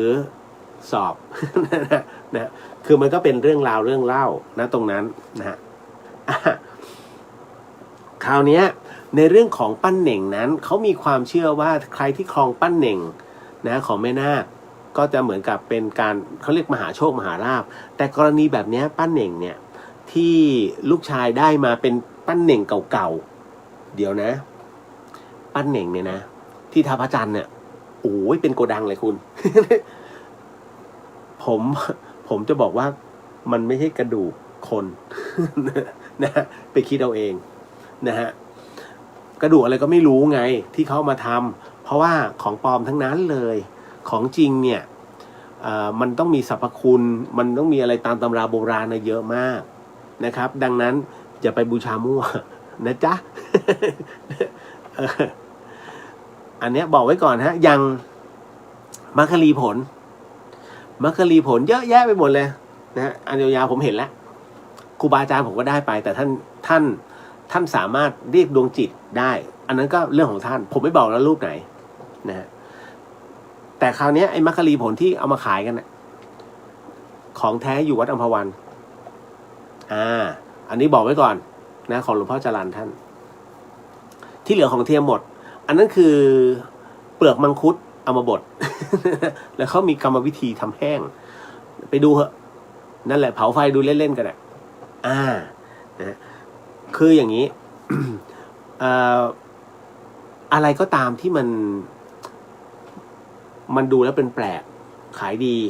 คนจะชอบคนจีนจะนิยมเขาจะผลิตทันทีฮะนะฮะท่าพระจันทร์เดอะคอมพานีท่าพระจันทร์คอมพานีลิมิเต็ด จัดให้ คนจีนก็จะโดนไปเยอะนะฮะเพราะฉะนั้นถึงได้ว่าอย่าไปโดนเขาหลอกเรื่องบางเรื่องเนี่ยปรึกษากันก่อนนะฮะ บางคนนี่ของแท้ผมเอาจริงนะค่าของดินค่าของหินบางทีมันก็วัดกันไม่ได้ผมเชื่อมั่นว่าเซียนพระเก่งจริงแต่เซียนพระไม่สามารถจะบอกเราได้อันเนี้ยมันแท้ไม่แท้ทุกคนดูตามพุทธลักษณะหมดที่บอกต่อๆกันมา นะฮะอันนี้ต้องจริงอันนี้ต้องจริงคือถ้า10 คนบอกว่าจริงอันนี้ต้องจริงแต่ถ้า2 คนบอกจริงนะฮะอีก8 คนบอกไม่จริงก็ไม่จริงเอ้าตกลงตำราเดียวกันป่ะนะฮะมันแล้วแต่พวกทั้งหมดทั้งมวลอ่ะเป็นการปั่นทั้งหมดยกเว้นว่าถ้าเราเกิดทันอย่างสมเด็จโตเนี่ย100 กว่าปีแล้วมีใครทันบ้างนะไม่ทันโอ้ต้องเนี่ยผมมั่นใจถ้ามั่นใจขนาดนี้ไปอยู่คณะโบราณคดีเอาจริงๆคณะโบราณคดีต้องการคนที่มีภูมิรู้แล้วฟันธงว่าอันนี้ใช่อันนี้อยุธยาตอนต้นสมัยนี้เลยฮะสมัยพระเจ้าอู่ทองไปเลยสมัยเจ้าสามพระยานะจัดไปนะนั่นแหละมันไม่ได้ขนาดนักประวัติศาสตร์เองยังฟันธงไม่ได้เลยใช้คำว่าอยู่ในระหว่างเห็นไหมเพราะฉะนั้นทั้งหมดทั้งมวลนะมันจะต้องมีในเรื่องของสกิลพอสมควรผมเองเนี่ยผมเป็นคนที่ชอบประวัติศาสตร์เป็นคนที่ชอบนะฮะในเรื่องราวเหล่านี้ผมเองก็ยังมีข้อสงสัยเยอะมากนะคือถ้าซักกันมีชกอ่ะมีชกผมนะ นะถ้าผมเจอผมซักแหลกลานเลยฮะเอาจริงๆเหมือนกับร่างทรงพระเจ้าตากมีฮะที่กรุงเทพช่วงนั้นทำรายการโอ้พระเจ้าตากเข้ามาเลยผมไม่อะไรมากมายไปถึงร่างทรงพระเจ้าตากอันนี้พระเจ้าตากจริงๆหรือพระเจ้าค่ะแล้วนี่ถามมามีอะไรให้ถามมาโอ้ได้เลยจัดไป ผมไม่อะไรมากมายครับผมเลยบอกว่าผมอยากรู้ว่าตอนที่ท่านยกทัพไปตีเมืองจันทร์เนี่ยนะฮะมีกำลังไพร่พลเท่าไหร่นะฮะแล้วรูปแบบทัพท่านเป็นอย่างไรท่านมีอะไรบ้างนะตรงนั้นอยากให้ช่วยเขียนหน่อยนะฮะแล้วเครื่องแต่งกายตรงนี้ของท่านเนี่ยเป็นแบบไหนอะไรยังไงท่านมีกี่ชุด พระเจ้าตากนะฮะช่วยเขียนเป็นภาษาของพระเจ้าตากหน่อยนะฮะพระเจ้าตากออกเลยฮะแป๊บเดียว นะฮะคือเรื่องผมไม่ได้ดูถูกหรือว่าดูหมิ่นนะบางทีดวงจิตท่านมาก็จริงแต่บางครั้งมาแวบๆแล้วมันไปจำอารมณ์แบบนั้นคือเรื่องเข้าทรงเป็นเรื่องจริงไหมเป็นเรื่องจริงมีจริงแต่ของจริงบางทีเขาไม่ค่อยเปิดเผยไอ้ที่ไม่จริงแสดงเหลือเกินให้เขียนเลยเหมือนกับร่างทรงสมเด็จพระนเรศวรวัดอะไรนะเดี๋ยวถ้าท่านมาทางเส้นที่จะออกบางปะหันน่ะจากถ้ามาทางด่วนเลยนะนั่นแหละฮะแจ้งวัฒนะออกไปนู่นเลยไปตรงบางไทรนะจะผ่านทางขวามือที่บอกเป็นวัดสมเด็จพระนเรศวรตอนนั้นมีร่างทรงผมกับเพื่อนผมเนี่ยกำลังถ่ายงานอยู่ผมเล่นเลยโอ้ยร่างทรงพระนเรศวรจริงเหรอโอ้เอาเหมือนเดิมเลยผมท่านครับผมอยากรู้จริงนะคือผมกับคณะออฟโรดที่เชียงใหม่อันนี้บอกไว้ก่อนนะฮะเราได้ทำการไปสำรวจเส้นทางเดินทัพของสมเด็จพระนเรศวรเป็นที่เรียบร้อยแล้วที่จังหวัดเชียงใหม่แล้วก็ได้รับรู้เรื่องราวบางเรื่องราวนะที่ท่านมุ้ยนะตอนที่จะสร้างเรื่องพระนเรศวรเนี่ยได้ทำการสืบค้นและผมก็ได้พูดคุยกับคนที่พูดให้ข้อมูลท่านมุ้ยพูดถึงในเรื่องของการจัดทัพแต่ละพื้นที่รู้รูปแบบหมดผมก็เลยเล่นเลยท่านหาตั้งนานผมอยากรู้วิธีการจัดทัพเป็นยังไงฮะโอ้ยอยู่ตรงนี้นะนี่เราอยู่ตรงนี้ตอนที่เราไปตีเอาแล้วน้องท่านล่ะครับองค์ขาวอยู่ไหนอ๋อองค์ขาวนู่นอยู่ทางด้านเชียงรายนู่นเดี๋ยวถ้าทัพหลวงพาดพังเนี่ยจากเชียงรายนะฮะกว่าจะข้ามมาช่วยไปแล้วล่ะทัพหลวงพังแล้ว มันเดินทางนานมากพื้นที่ไม่ให้ไงผมถึงได้บอกโมแหละอ๋อไม่ใช่ตอนนั้นท่านบอกว่าน้องอยู่ตรงเมืองการท่านอยู่ตรงพระนเรศวรอยู่ตรงเวียงแหงผมก็งงโอ้ถ้าจัดทัพงั้นตายว่าของปลอมแล้วเขาก็รู้ว่าผมรู้เดินหนี พื่อนผมสะกิดไอเมย์สะกิดเอ้ยมึงถามนะไปแล้วพันเรศไปแล้ว คือเรื่องบางเรื่องเนี่ยผมบอกแล้วผมเป็นคนที่ขี้สงสัยอย่าให้ผมซักถ้าซักแล้วหน้าแตกแล้วแต่ของจริงมีนะเคยเจออยู่นะฮะเพียงแต่ว่าช่วงนั้นรีบพอดีนะฮะของจริงก็มีคือเป็นดวงจิตมานะฮะแวบหนึ่งนั่นแหละครับไม่ได้เลยแล้วผมเป็นคนที่อยากรู้อะไรในสมัยนั้นอีกเยอะเรื่องของบ้านเมืองเรื่องของระบบของเขาเงินที่ใช้นะแน่นอนมันต้องมีกลุ่มหมู่บ้านเห็นไหมหาก็ไม่เจอค่อยๆเจอทีละที่ที่อ่างทองอ่ะนั่นนะฮะเพราะฉะนั้นในเรื่องของปั้นเน่งไปยาวเลย คนฟังก็ฟังเพลินเลย นะครับเพราะฉะนั้นในเรื่องของปั้นเน่งเนี่ยนะครับก็เป็นในเรื่องของพุทธคุณมหาโชคมหาลาภนะครับเขาว่าอย่างนั้นนะแต่ปั้นเน่งปัจจุบันแล้วของปลอมเยอะของจริง 90% 99% นะครับอย่าไปถูกเขาหลอกนะครับต่อมา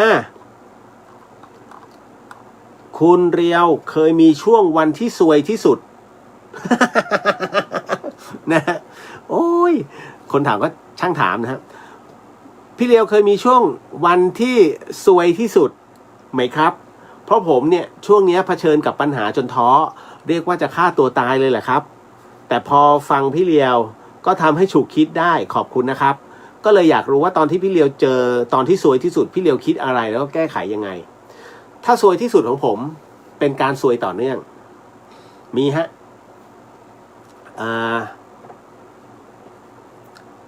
เอาจริงๆนะผมเนี่ยก็เหมือนกับทุกท่านแหละคือผมเป็นเจ้าของธุรกิจนะฮะ เกี่ยวกับการโฆษณามาก่อนนะครับในสมัยก่อนก็ประมาณหลวงพี่ภัสกรเนี่ยท่านก็เป็นเจ้าของบริษัทผมก็ไม่แพ้กันผม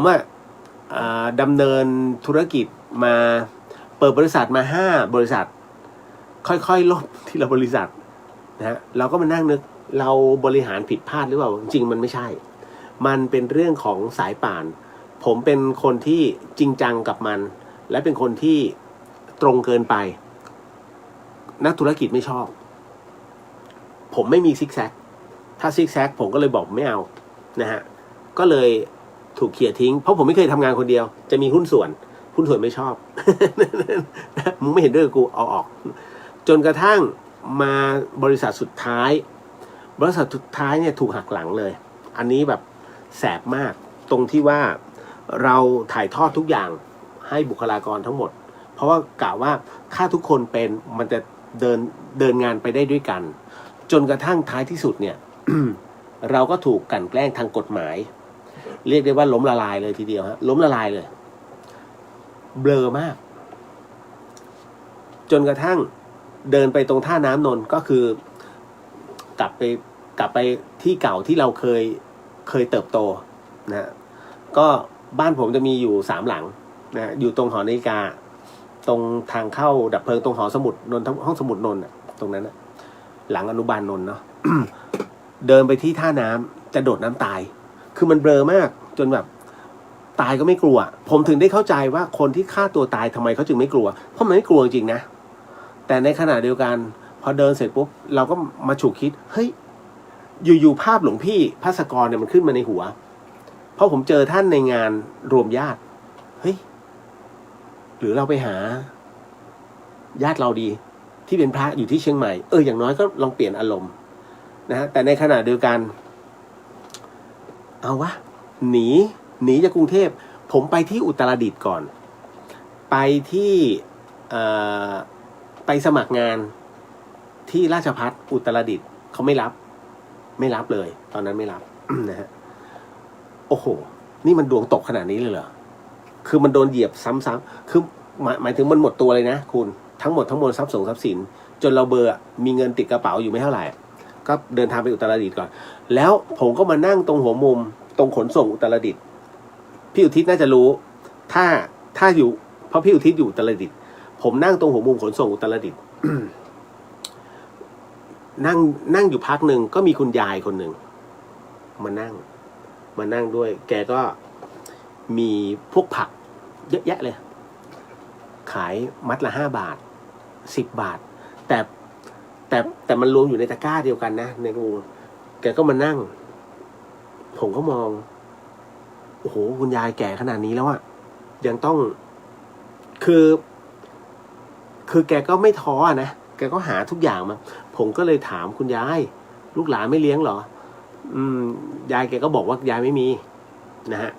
คือเหมือนกับก็คือคุยกันอะแล้วก็แกไม่เคยท้อแม้ว่าแกไม่มีแต่แกไม่ขอโอ้โหผมก็มานั่งนึกเฮ้ยขนาดยายยังสู้อ่ะแล้วทำไมผมจะต้องมาตายวะก็เลยจับรถจากอุตรดิตถ์ขึ้นเชียงใหม่ปรากฏหลวงพี่ไม่อยู่ เซ็งเป็ด พระภาสกรไม่อยู่มาเจออาจารย์แม่ชีเพียงเดือนผมมานั่งรอหน้าธรรมสถานอยู่2 ชั่วโมงอาจารย์แม่ชีบอกคุณมาหาใครอ๋ออาจารย์แม่ชีผมน้องหลวงพี่ภาสกรอ๋อฉันจำได้แล้วทำไมเหรอเธอมีปัญหาอะไรพอดีผมจะมาปรึกษาหลวงพี่ท่านนะครับมันค่อนข้างจะแย่หน่อยก็ไม่เป็นไรหลวงแม่บอกแล้วเธอไม่ปรึกษาฉันเหรอไม่ดีกว่าฮะผมปรึกษาหลวงพี่ภาสกรเธอนี่ ผมถูกหลวงแม่ด่าฉันเนี่ยอาจารย์ของพระภาสกร โอ้เธอโง่หรือเธอบ้าฉันเนี่ยอาจารย์ของพระภาสกรถ้าเธอไม่ถ้าเธอรอหลวงพี่ภาสกรนู่นอีก4 วัน พระพี่ชายเธอจึงจะกลับมา แทนที่เธอจะปรึกษาฉันเพราะท้ายที่สุดแล้วพระภาสกรก็ต้องมาปรึกษาฉัน ถูกหลวงแม่ด่าผมก็เลยเล่า บอกจริงๆแล้วเธอก็ไม่ต้องมาบอกฉันหรอกเธอกลับไปเธอก็ตายโอ้โหหลวงแม่ทักผมนี่นะถ้าเธอกลับไปเธอตายแต่ถ้าเธอบวชเธอรอดผมก็เลยอึ้งเฮ้ยหลวงแม่ทักว่าบวชแล้วผมไม่ใช่ว่าจะเพิ่งมารู้จักหลวงแม่ผมรู้จักท่านเผินๆมา3-4 รอบผมมากราบหลวงพี่ท่านไงที่เชียงใหม่ตอนออกคอนเสิร์ตก็ปรากฏว่าหลวงแม่ทักต้องบวชถ้าไม่บวชตายผมก็เลยบวชก็บวชท่านก็เลยกำหนดวันให้ว่า9 กรกฎาคมได้ครับหลวงแม่เดี๋ยวฉันเป็นเจ้าภาพเดี๋ยวแม่ชีเป็นเจ้าภาพฮะโอ้ยสาธุท่านบอกเนี่ยคุณกายทิพย์คุณดำมากขึ้นไปสวดมนต์เด็ดขาดไปสวดมนต์เลยผมถึงได้บอกว่าตอนแรกเนี่ยจะดีใจหรือไม่เพราะผมไม่รู้เลยว่าบอกแล้วผมไม่เอาเลยเรื่องของการเข้าวัดไม่เชื่อเรื่องราวประเภทนี้แต่หลวงแม่บอกไปสวดมนต์เลยท่านก็เลยให้สวดวิมุตติธรรมคำกรเดี๋ยวมันเคยอยู่ตรงนี้ฮะไปสวดได้หลวงแม่โอ้เล่มบางๆเลย500 เที่ยวประมาณเนี้ยผมก็ดูสิทำได้ไหมผมก็นั่งสวดวิมุตติธรรมคำกรเสร็จปุ๊บเที่ยงกว่าจะเสร็จบ่าย 2 กว่าพอเดินลงมาเสร็จปุ๊บหลวงแม่บอกโอ้โมทนาสาธุ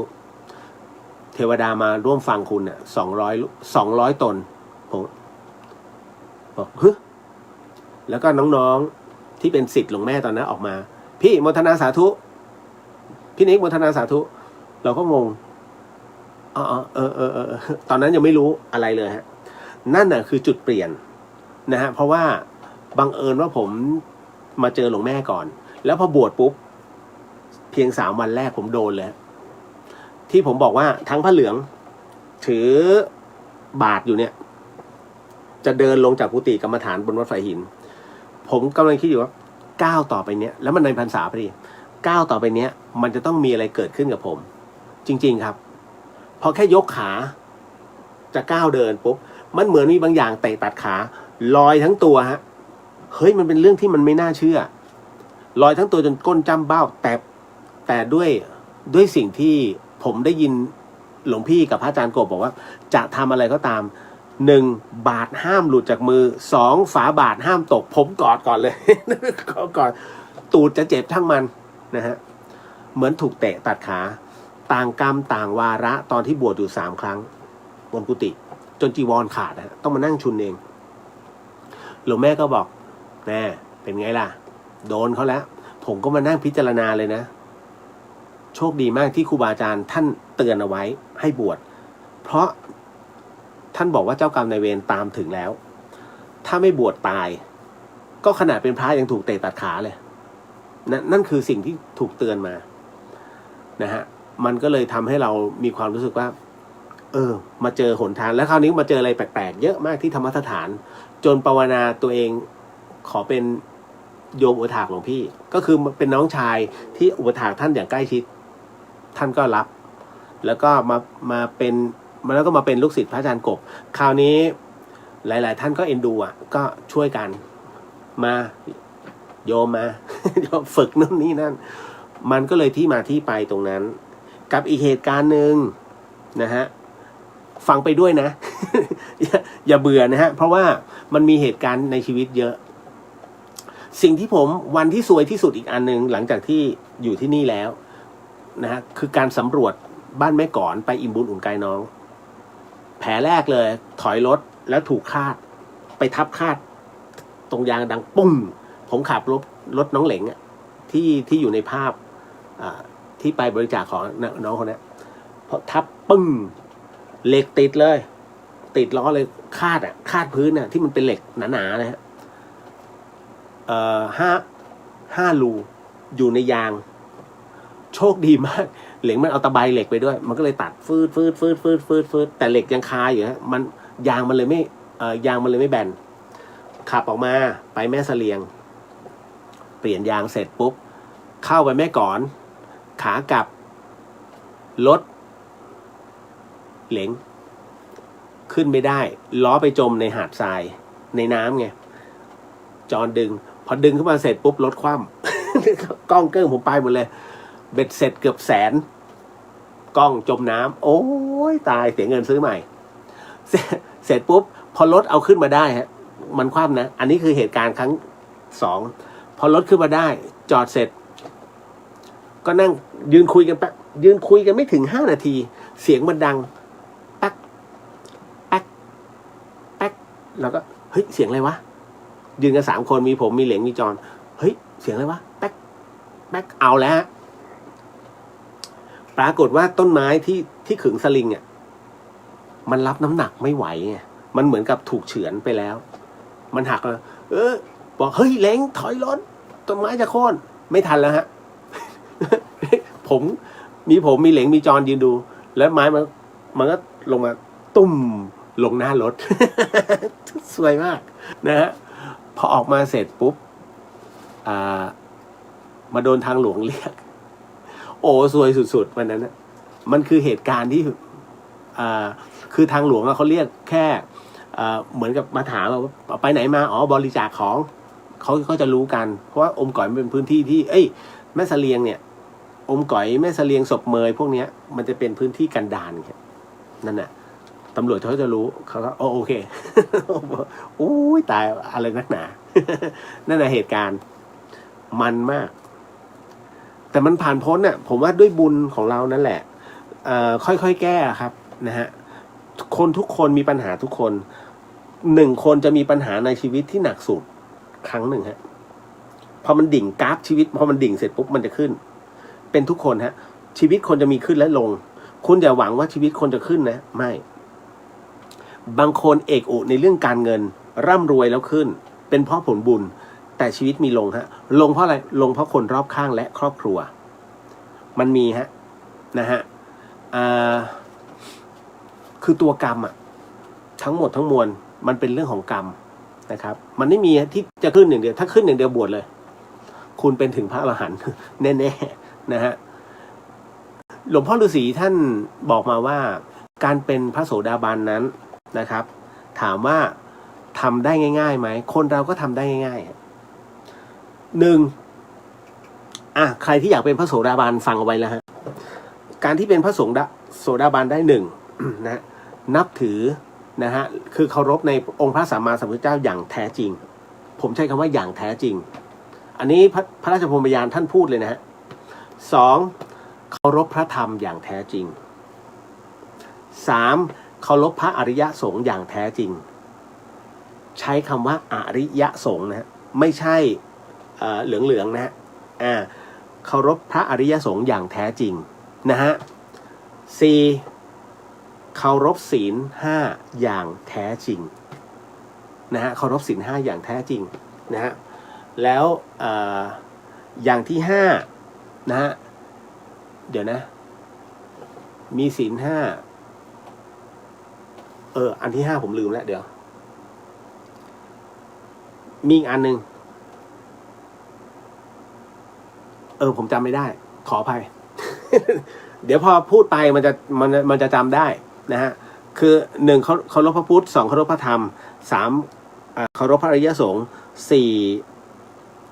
4ในเรื่องของศีล5นะฮะ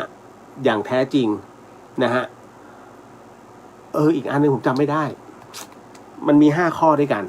นั่นน่ะคือหนทางของความเป็นพระโสดาบันนะฮะต่อมาท่านใดทราบพอช่วยบอกหน่อยนะขออีกหนึ่งเรื่องราวนะฮะเดี๋ยวอีกท่านหนึ่งที่เคยถามไว้ผมไม่พูดชื่อนะเดี๋ยวนะครับผมต้องดูแต่ละข้อที่ท่านถามกันไว้ ไม่ผมต้องมาร์คอันนี้แหละเจ้าตัวมาด้วยคุณผู้ฟังที่ฟังอันนี้แล้วคุณผู้ฟังที่ฟัง FM 104.5 เมกะเฮิรตซ์ก็ผมเชื่อมั่นว่าหลายท่านน่าจะประสบเหตุการณ์แบบนี้ผมก็เลยบอกว่าพี่ครับบอกผมขออนุญาตเอาเรื่องนี้มาพูดคุยดีกว่าแต่ผมจะไม่เอ่ยชื่อนะไม่เอ่ยชื่อหน่วยงานด้วยไม่เอ่ยชื่อท่านด้วยแต่จะพูดในเรื่องราวที่มันประสบพบเจอแบบนี้คุณผู้ฟังฟังเรื่องนี้ให้ดีแล้วลองพิจารณานะฮะแล้วเดี๋ยวผมจะบอกให้วิธีการแก้ดิฉันทำงานราชการแต่ถูกหัวหน้าสั่งให้เซ็นใบ OT นะซึ่งก็ต้องเซ็นไปตามคำสั่งแหละเพราะว่ามันจะมีผลกับหน้าที่การงานของดิฉันแต่เงินนั้นน่ะเงิน OT นะของหน่วยงานราชการหัวหน้าเขาได้นะคะซึ่งผมก็ถามไปว่าแล้ว OT ทำป่ะไม่ได้ทำแต่หัวหน้าเอามาให้เซ็นแล้วไม่ให้เซ็นคนเดียวนะ10 คนเพราะฉะนั้นสมมุติว่า OT เนี้ยเมื่อเซ็นแล้วรวมกันเนี่ย1 คน10,000 บาทเพราะฉะนั้นถ้าเซ็น10 คนหัวหน้าจะได้100,000ถูกไหมฮะหน่อเลยก็เลยบอกว่าซึ่งหัวหน้าเองเนี่ยเขาก็ถูกข้างบนบีบมาอีกทีนึงเพราะ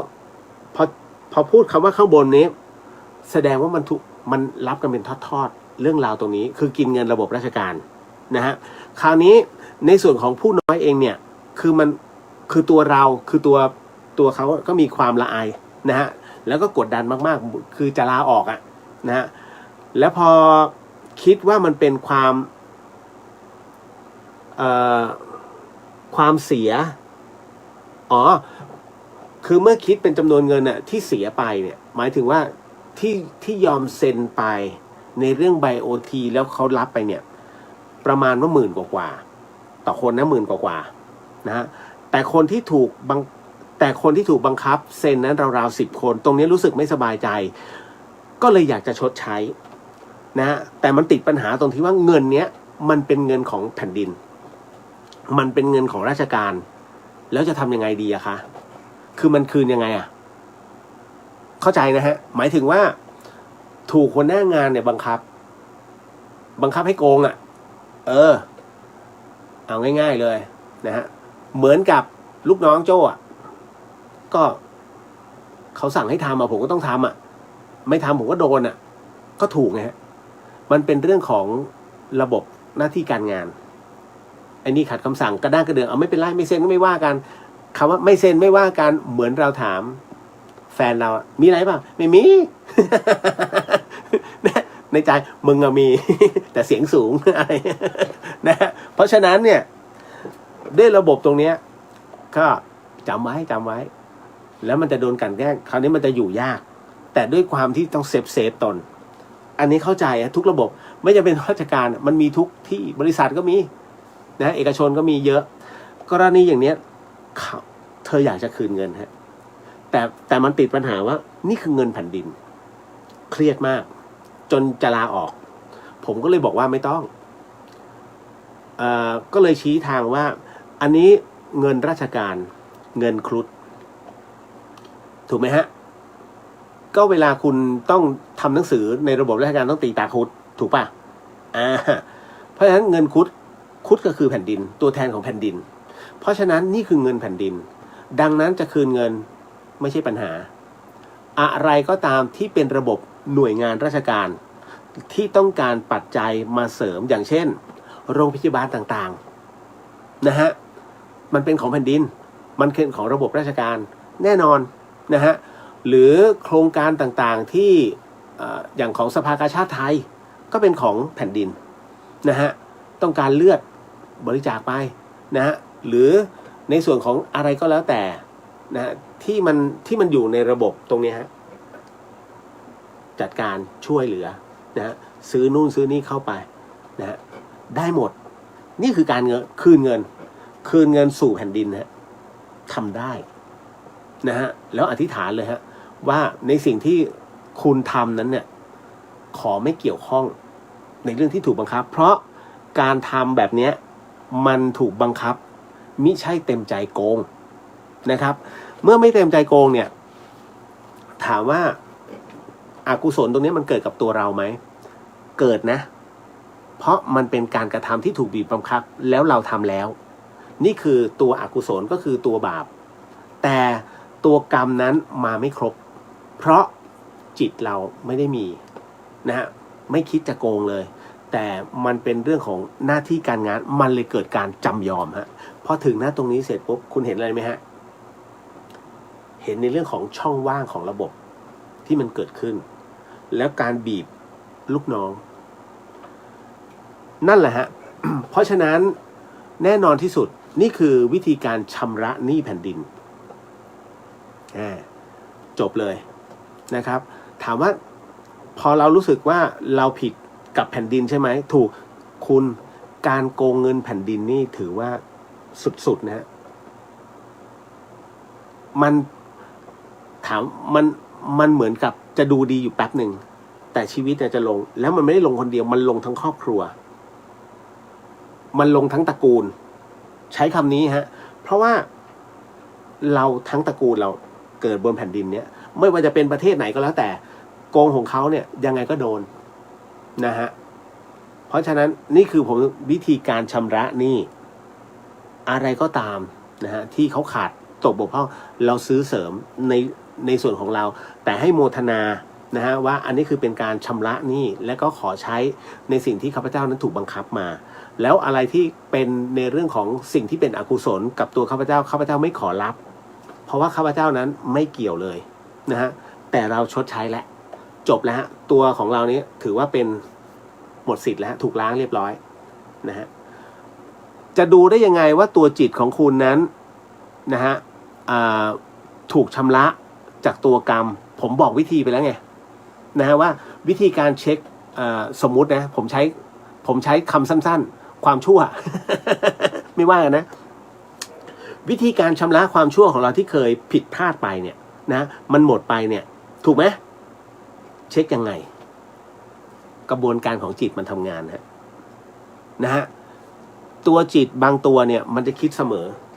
เฮ้ยเราเป็นหนี้ยายคนนี้เราไม่ได้ใช้มันนะฮะผ่านไปกี่ปีนะฮะแม้จะลืมไปพอมาเจอตรงนี้กูยังไม่ได้ใช้หนี้มันเลยตัวจิตตัวที่เป็นจิตฝ่ายลบเนี่ยมันขึ้นมาฟ้องนะฮะเพราะฉะนั้นตัวจิตตัวนี้ที่มันสั่งสมมันยังไม่ได้ชำระไงวันหนึ่งปรากฏว่าเอาวะไหนๆก็ไหนๆคือเป็นหนี้อยู่สมมุติว่าเป็นหนี้อยู่ 50,000มันก็ไม่ค่อยมีเฮ้ย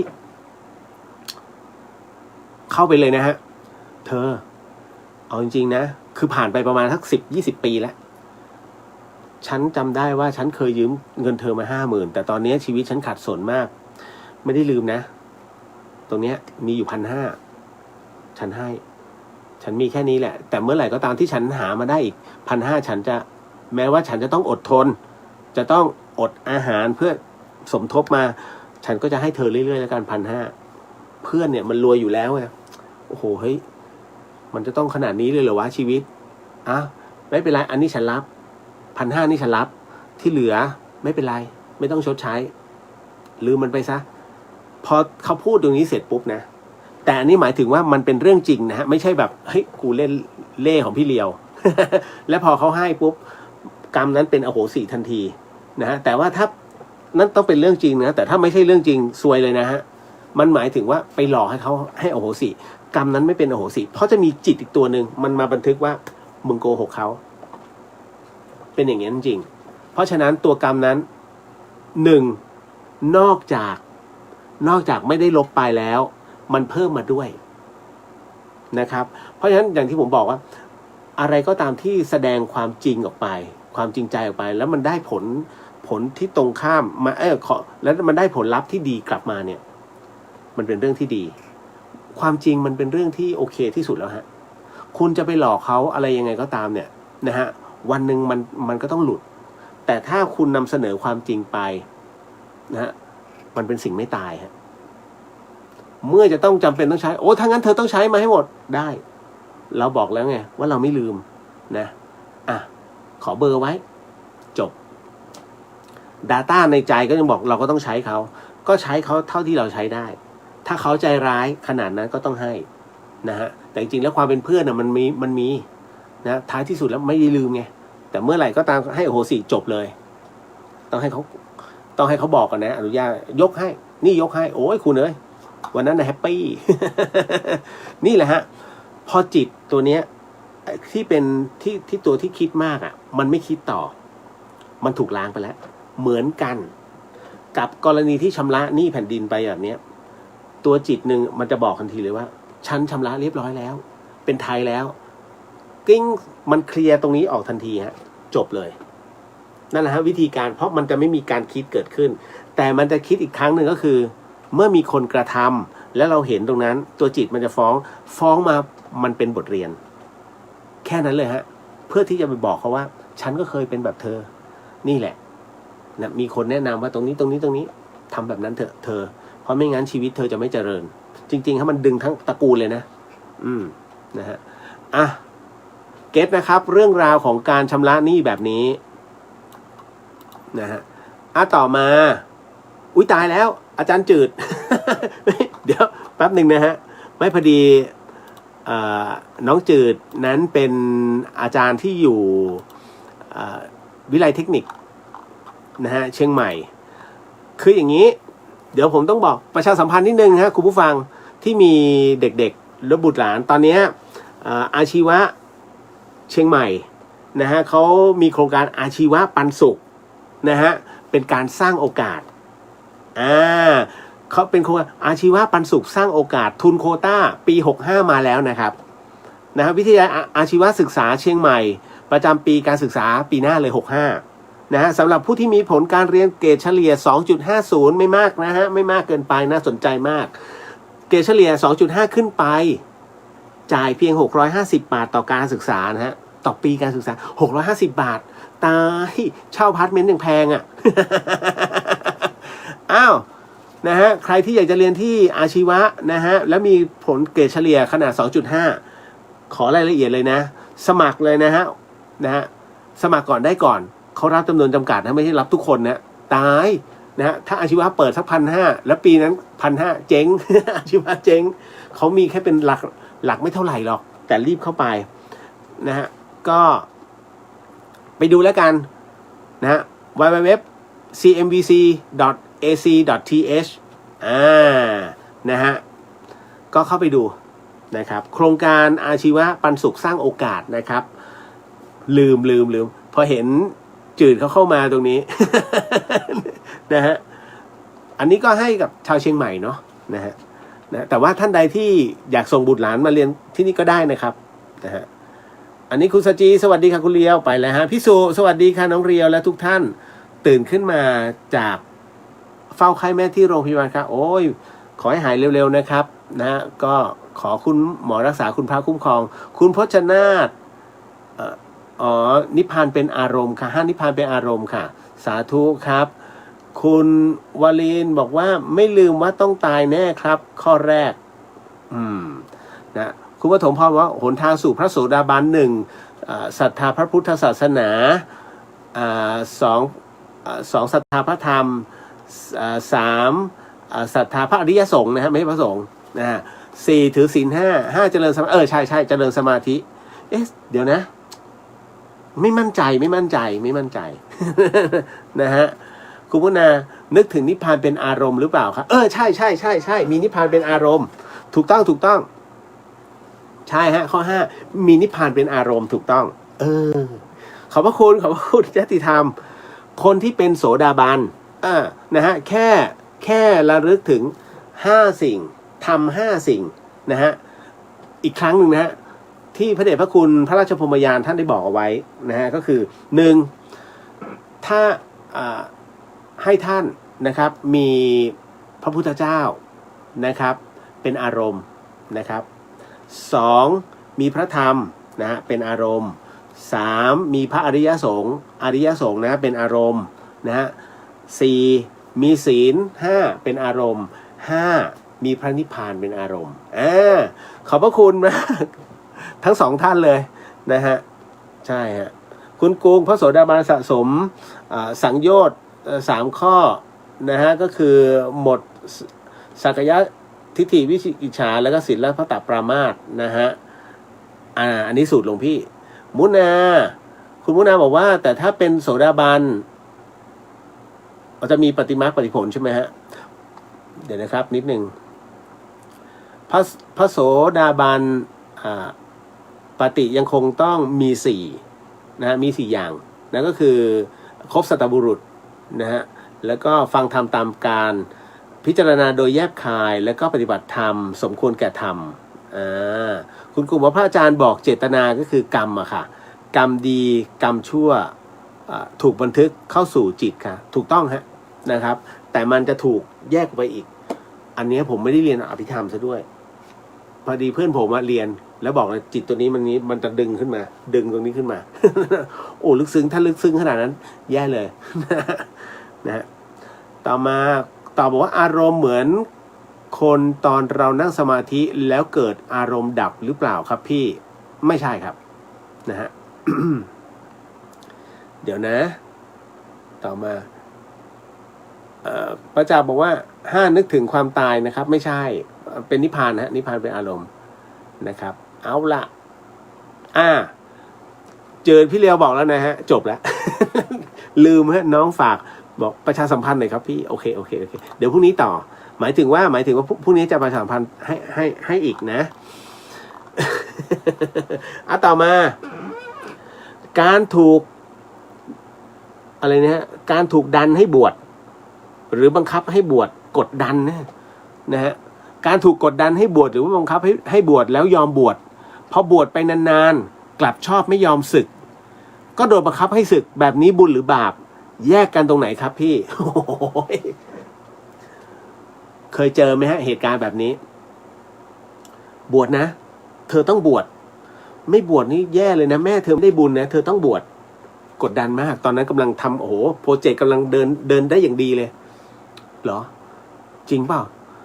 จริงๆต้องบวชนะถ้าไม่บวชแม่เธอแย่เลยนะเนี่ยแม่เธอป่วยหนักเลย โอเคบวชพอบวชไปจำยอมไงเงินก้อนโตกำลังจะได้แล้วพัง นะฮะไม่เป็นไรบวชเพื่อแม่กตัญญูมันขึ้นมาในหัวแทนก้อนเงินก้อนโตพอบวชเสร็จปุ๊บชอบถามว่าจำตอนกดดันนั้นน่ะณตรงนั้นนะฮะถ้าแยกก่อนนะตอนที่ถูกบังคับให้บวชนั้นไม่ได้มีศรัทธานะฮะ ก็เลยทำเพื่อแม่หรือทำเพื่อความจำยอมถามว่าบุญเกิดไหมบุญนั้นเกิดตอนที่เมื่อบวชแล้วใจยอมรับสภาพอันนั้นเป็นบุญแต่บุญน้อยๆเพราะว่าการที่คนจะยอมอะไรขนาดนี้คือเขาต้องวางแล้วโปรเจกต์เป็นแสนเป็นล้านอยู่ในมือเนี่ยกล้าที่จะทิ้งเพื่อขอบวชโกนหัวนี่จบแล้วนะฮะแค่ยอมเข้าเนี่ยจบแล้วเพราะฉะนั้นอันเนี้ยเมื่อจำยอมบุญได้แต่ได้น้อยนะครับแต่คราวนี้พอบวชไปซึ้งในรสพระธรรมอยากศึกษามีนิพพานเป็นอารมณ์มีนิพพานเป็นที่ตั้งเป็นอารมณ์ปรากฏแม่หายดีลูกศึกเธอแม่อยู่คนเดียวแม่เหงา เนี่ยแล้วดูเนี่ยแม่ก็เดินไม่ค่อยจะไหวป่วยบ่อยๆด้วย นะบางเนี่ยวันก่อนนะอดข้าวนะแล้วกว่าคนจะเอามาให้เนี่ย2 วันลูกรู้สึกว่าตายแล้วแม่เราใครจะดูแลแม่คิดนะคือบีบคั้นให้สึกถามว่านะตรงเนี้ยตัวบาปเกิดไหมบาปเกิดจากคนที่บีบบังคับให้สึกทันทีฮะเพราะในขณะที่ทรงอารมณ์ของสุขในเรื่องของการปฏิบัติตอนเนี้ยนะฮะตอนที่เป็นพระอยู่เนี่ยโอ้โหคุณเอ้ยอันนี้คือเขาเรียกกราฟกำลังพุ่งแต่จุดหักเหชีวิตเกิดขึ้นทันทีฮะคนที่กดดันให้เนี่ยน่ากลัวเขาเรียกเวลาชีวิตเนี่ยมันถูกลิฟต์ลงนะฮะมันถูกลิฟต์ลงเพราะไปเขาเรียกว่าเหมือนกับไปเป็นมารน่ะไปกันไม่ให้เขามุ่งสู่พระนิพพานเพราะฉะนั้นถ้าเป็นพระปฏิบัติดีปฏิบัติชอบคุณแม่หรือใครก็ตามเนี่ยฮะที่คิดแบบนั้นน่ะที่ให้เขาสึกเนี่ยถ้าเขาไม่สึกท่านได้บุญเยอะนะจริงปุพการีได้บุญเยอะเพราะพระสังเกตไหมฮะพระอรหันต์ขออภัยพระสุปฏิปันโนหลายๆรูปท่านจะทำคล้ายๆกับพระพุทธองค์ไปเทศให้กับโยมพ่อโยมแม่แล้วท้ายที่สุดโยมพ่อของแต่ละรูปเนี่ยฮะบางคนติดสุรางอมแงมแต่เลิกเพราะว่าลูกมาโปรดเทศโปรดแล้วลูกเนี่ยนับหน้าถือตาเป็นที่นับหน้าถือตาจริงๆเหมือนพระภาสกรนั้นโอ้โหแบบมีหลายๆท่านรู้อยู่แล้วว่าท่านเอกอุนะฮะจนกระทั่งไปเจอพี่คนหนึ่งเป็นญาติติดเหล้างอมแงมเลยนะฮะด้วยบารมีของหลวงพี่นะฮะปรากฏว่าก็พูดคุยกันจนกระทั่งพี่คนนี้ไปบวชเลิกเหล้าเห็นไหมฮะคือช่วยได้อีกหลายชีวิต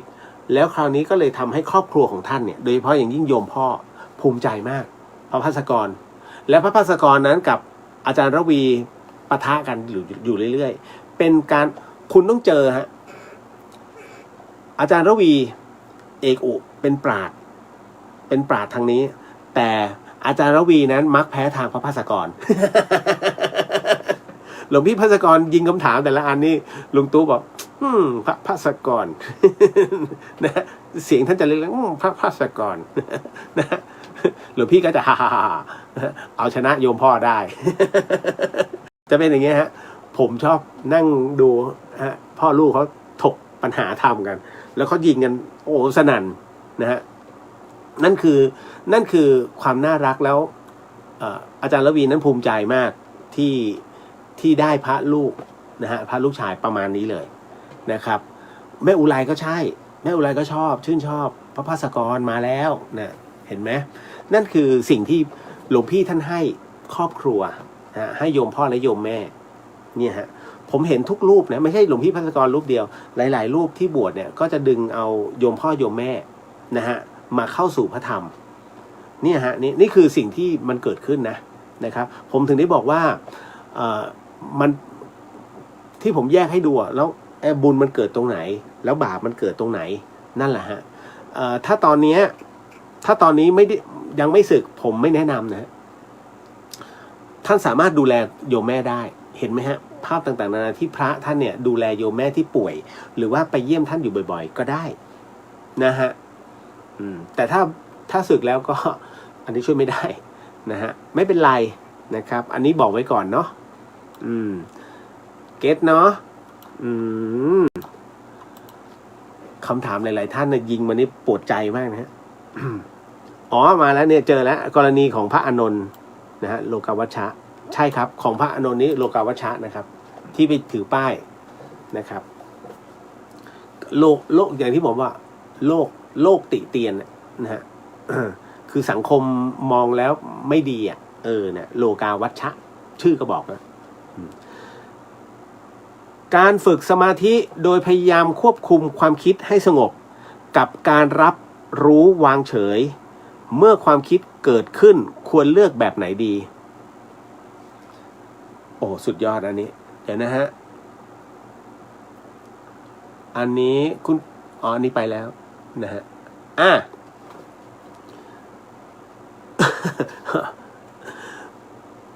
จือบอกว่าขอบพระคุณมากๆครับเดี๋ยวพรุ่งนี้พี่เลียวประชาสัมพันธ์อีกอันเนี้ยคุณผู้ฟังว่ายังไงฮะการฝึกสมาธิโดยพยายามควบคุมความคิดให้สงบกับการรับรู้แต่วางเฉยเมื่อความคิดเกิดขึ้นนะฮะควรเลือกแบบไหนดีเรามาแยกนะฮะฝึกสมาธิพยายามควบคุมความคิดให้สงบหมายถึงว่าเมื่อมันมีสิ่งเร้าเข้ามากระทบในตัวของจิตรับรู้นะฮะแต่เรานิ่งนะฮะควบคุมความคิดนั้นและให้สงบถามว่าควบคุมความคิดให้สงบหรือยังกำลังจะทำให้มันสงบเพราะควบคุมอยู่ ควบคุมอยู่แต่มันยังมีระบบความคิดอยู่อีกอันนึงการรับรู้วางเฉยเมื่อความคิดเกิดขึ้นอันเนี้ยคือรู้ทั้งหมดแล้วก็นิ่งเฉยนะควรเลือกแบบไหนดีสรุปทั้งสองอันมีสมาธิไหมฮะกำลังจะมีกับไม่มีรับรู้แต่วางเฉยเมื่อความคิดเกิดขึ้น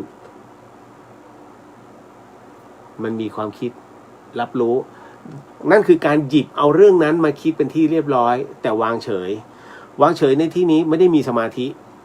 รับรู้แต่วางเฉยเรื่องของมึง นั่งกลายเป็นสมาธิหัวต่อ คือไม่รู้เรื่องเลยนะฮะแต่การฝึกสมาธิโดยพยายามควบคุมความคิดให้สงบแต่ถ้าบอกว่าสลัดตรงนั้นออกไปอันเนี้ยสมาธิควรจะเลือกนะฮะจริงๆแล้วพอมันมาโดดๆแบบเนี้ยไม่เกิดสมาธิทั้งคู่ นะฮะเห็นไหมบางทีมันคลิกกันนิดเดียวนะฮะการฝึกสมาธิโดยควบคุมนะครับต่อมาคุณสุพนัทบอกว่าถ้าส่วนตัวเลือกแบบ2ค่ะเลือกแบบ2คือรับรู้วางเฉยเมื่อความคิดเกิดขึ้นนะฮะอันนั้นคือก็เหมือนกับว่าอะไรจะเกิดก็ปล่อยเขาแต่เราอยู่ของเรานะใช่ไหมฮะคุณมุนาบอกว่าเราควบคุมไม่ได้ค่ะเพราะมีความคิดจรเข้ามาตลอดเวลาถูกต้องครับนะฮะ นะคุณนพบอกโมทนาสาธุค่ะคุณขวัญตาบอกว่าตามดูจิตแต่อย่าปล่อยจิตค่ะก็ถูกอีกครับนะฮะคือมันไปแล้วเรายังคุมไม่ได้แต่ว่าตามไปก่อนเหนื่อยปุ๊บเดี๋ยวมันจะเรียกกลับมาเพราะเราอยู่ในการเข้าสมาธิอยู่ยังไงจิตยังทำหน้าที่อยู่นะฮะคุณเบนบอกว่าการฝึกสมาธิหลวงพี่ท่านเคยสอนไว้ดีมากค่ะยังเคยอ่านที่หลวงพี่ท่านอธิบายไว้นะฮะเอาละฮะเห็นไหมนะตรงเนี้ยคำถามแบบเนี้ยชอบมากแล้วมันทำให้มันต้องมานั่งตีทีละข้อนะฮะแล้วผู้ฟังได้ประโยชน์นะฮะคือเรื่องราวแบบนี้คือบางคนถามมาผมหงายท้อง ผมตึกอาจารย์ ผมมีคำถาม พระอาจารย์กระเชนก็เมตตาบางทีถ้าพระอาจารย์กระเชนไม่ว่างก็มีพระอาจารย์หน่วย คือครูบาอาจารย์ท่านเยอะฮะเต็มที่ไม่ได้หลวงพี่โอปอ ตัวช่วยเยอะครับผมไม่ใช่ตัวสาธุโหสิพระช่วยเยอะครับ คือผมบอกแล้วว่า เวลาเราคุยกับพระอย่าเอาเรื่องทางโลกไปใส่ท่านมากแต่ถ้าคุยเรื่องธรรมท่านจะเต็มที่ฮะเพราะว่าพระท่านเคารพธรรมซึ่งเป็นธรรมะของพระพุทธเจ้านะฮะดังนั้นเวลาอยากจะคุยกับครูบาอาจารย์นะฮะอย่างที่ผมแนะนำฮะคุยเรื่องธรรมะจะดีที่สุดนั่นแหละครับแต่เรามีคำถามซึ่งถ้าถามต่อหน้าจะดีกว่าแล้วต่อหน้าหลายๆคนจงกล้าที่จะถามเพราะท่านได้บุญด้วยในขณะที่พระอาจารย์ท่านตอบโยมเนี่ยอาจจะไม่เคยได้ยินคำถามแบบนี้นะแต่บางท่านที่จิตคิดไม่ดีนะฮะกับคำถามเราคำถามแบบนี้มึงยังมาถามอีกเหรอจะมีใช่ไหมเยอะฮะ ผมก็เจอแบบนี้เยอะนะเฮ้ยคำถามแบบนี้มึงยังกล้าถามคือบางทีเบสิกเนี่ยนะพระอาจารย์เจ้าขาศีล 5มีอะไรเจ้าคะ มึงถามทำไมเนี่ยนะไอ้อย่างนี้ก็เกินไปนะฮะคือมันเป็นคำถามที่เราควรจะสงสัยแล้วกล้าที่จะถามนั่นแหละฮะหมดเวลาแล้วครับแล้วเดี๋ยววันพรุ่งนี้ค่อยมาเจอกันใหม่ สาธุสาธุสาธุไม่รู้พรุ่งนี้ผมจะโดนอะไรบ้างนะ สิ่งหนึ่งสิ่งใดที่ผิดพลาดพลั้งไปต้องขอสิกรรมนะทีนี้ไม่ได้ตั้งใจหรือมีเจตนานะก็ขอมอบไอ้ส่งผลบุญในค่ำคืนนี้ให้กับคุณผู้ฟังที่ฟัง FM 104.50ไม่กระทั่งจังหวัดเชียงใหม่แล้วก็จังหวัดใกล้เคียงรวมไปถึงคุณผู้ฟังที่ฟังในช่อง YouTube ของวัดฝายหินแล้วก็ช่องของFacebook วัดฝายหินก็ขอให้ได้รับไอ้ส่งผลบุญในค่ำคืนนี้ด้วยเช่นกันแล้วก็ขอมอบไอ้ส่งผลบุญในค่ำคืนนี้ให้กับคุณผู้ฟังที่ฟัง Facebook ของผู้ที่สิทธิ์รัตนสมบูรณ์แล้วก็เรียวเดอะเฮียน2กล้องนี้ด้วยนะฮะก็ขอให้ได้รับไอ้ส่งผลบุญในค่ำคืนนี้ด้วยเช่นกันฮะพบกันใหม่กับเรื่องราวดีๆแบบนี้ในวันพรุ่งนี้นะครับถามมาต่อไป พร้อมกับเรื่องหลอนๆด้วยพรุ่งนี้มีฮะพรุ่งนี้มีสาธุฮะแล้วเจอกันสำหรับค่ำคืนนี้ราตรีสวัสดิ์นะครับคุณผู้ฟังนะราตรีสวัสดิ์นะครับคุณผู้ฟังทุกท่านแล้วก็เจอกันในวันพรุ่งนี้สำหรับค่ำคืนนี้ราตรีสวัสดิ์นะครับ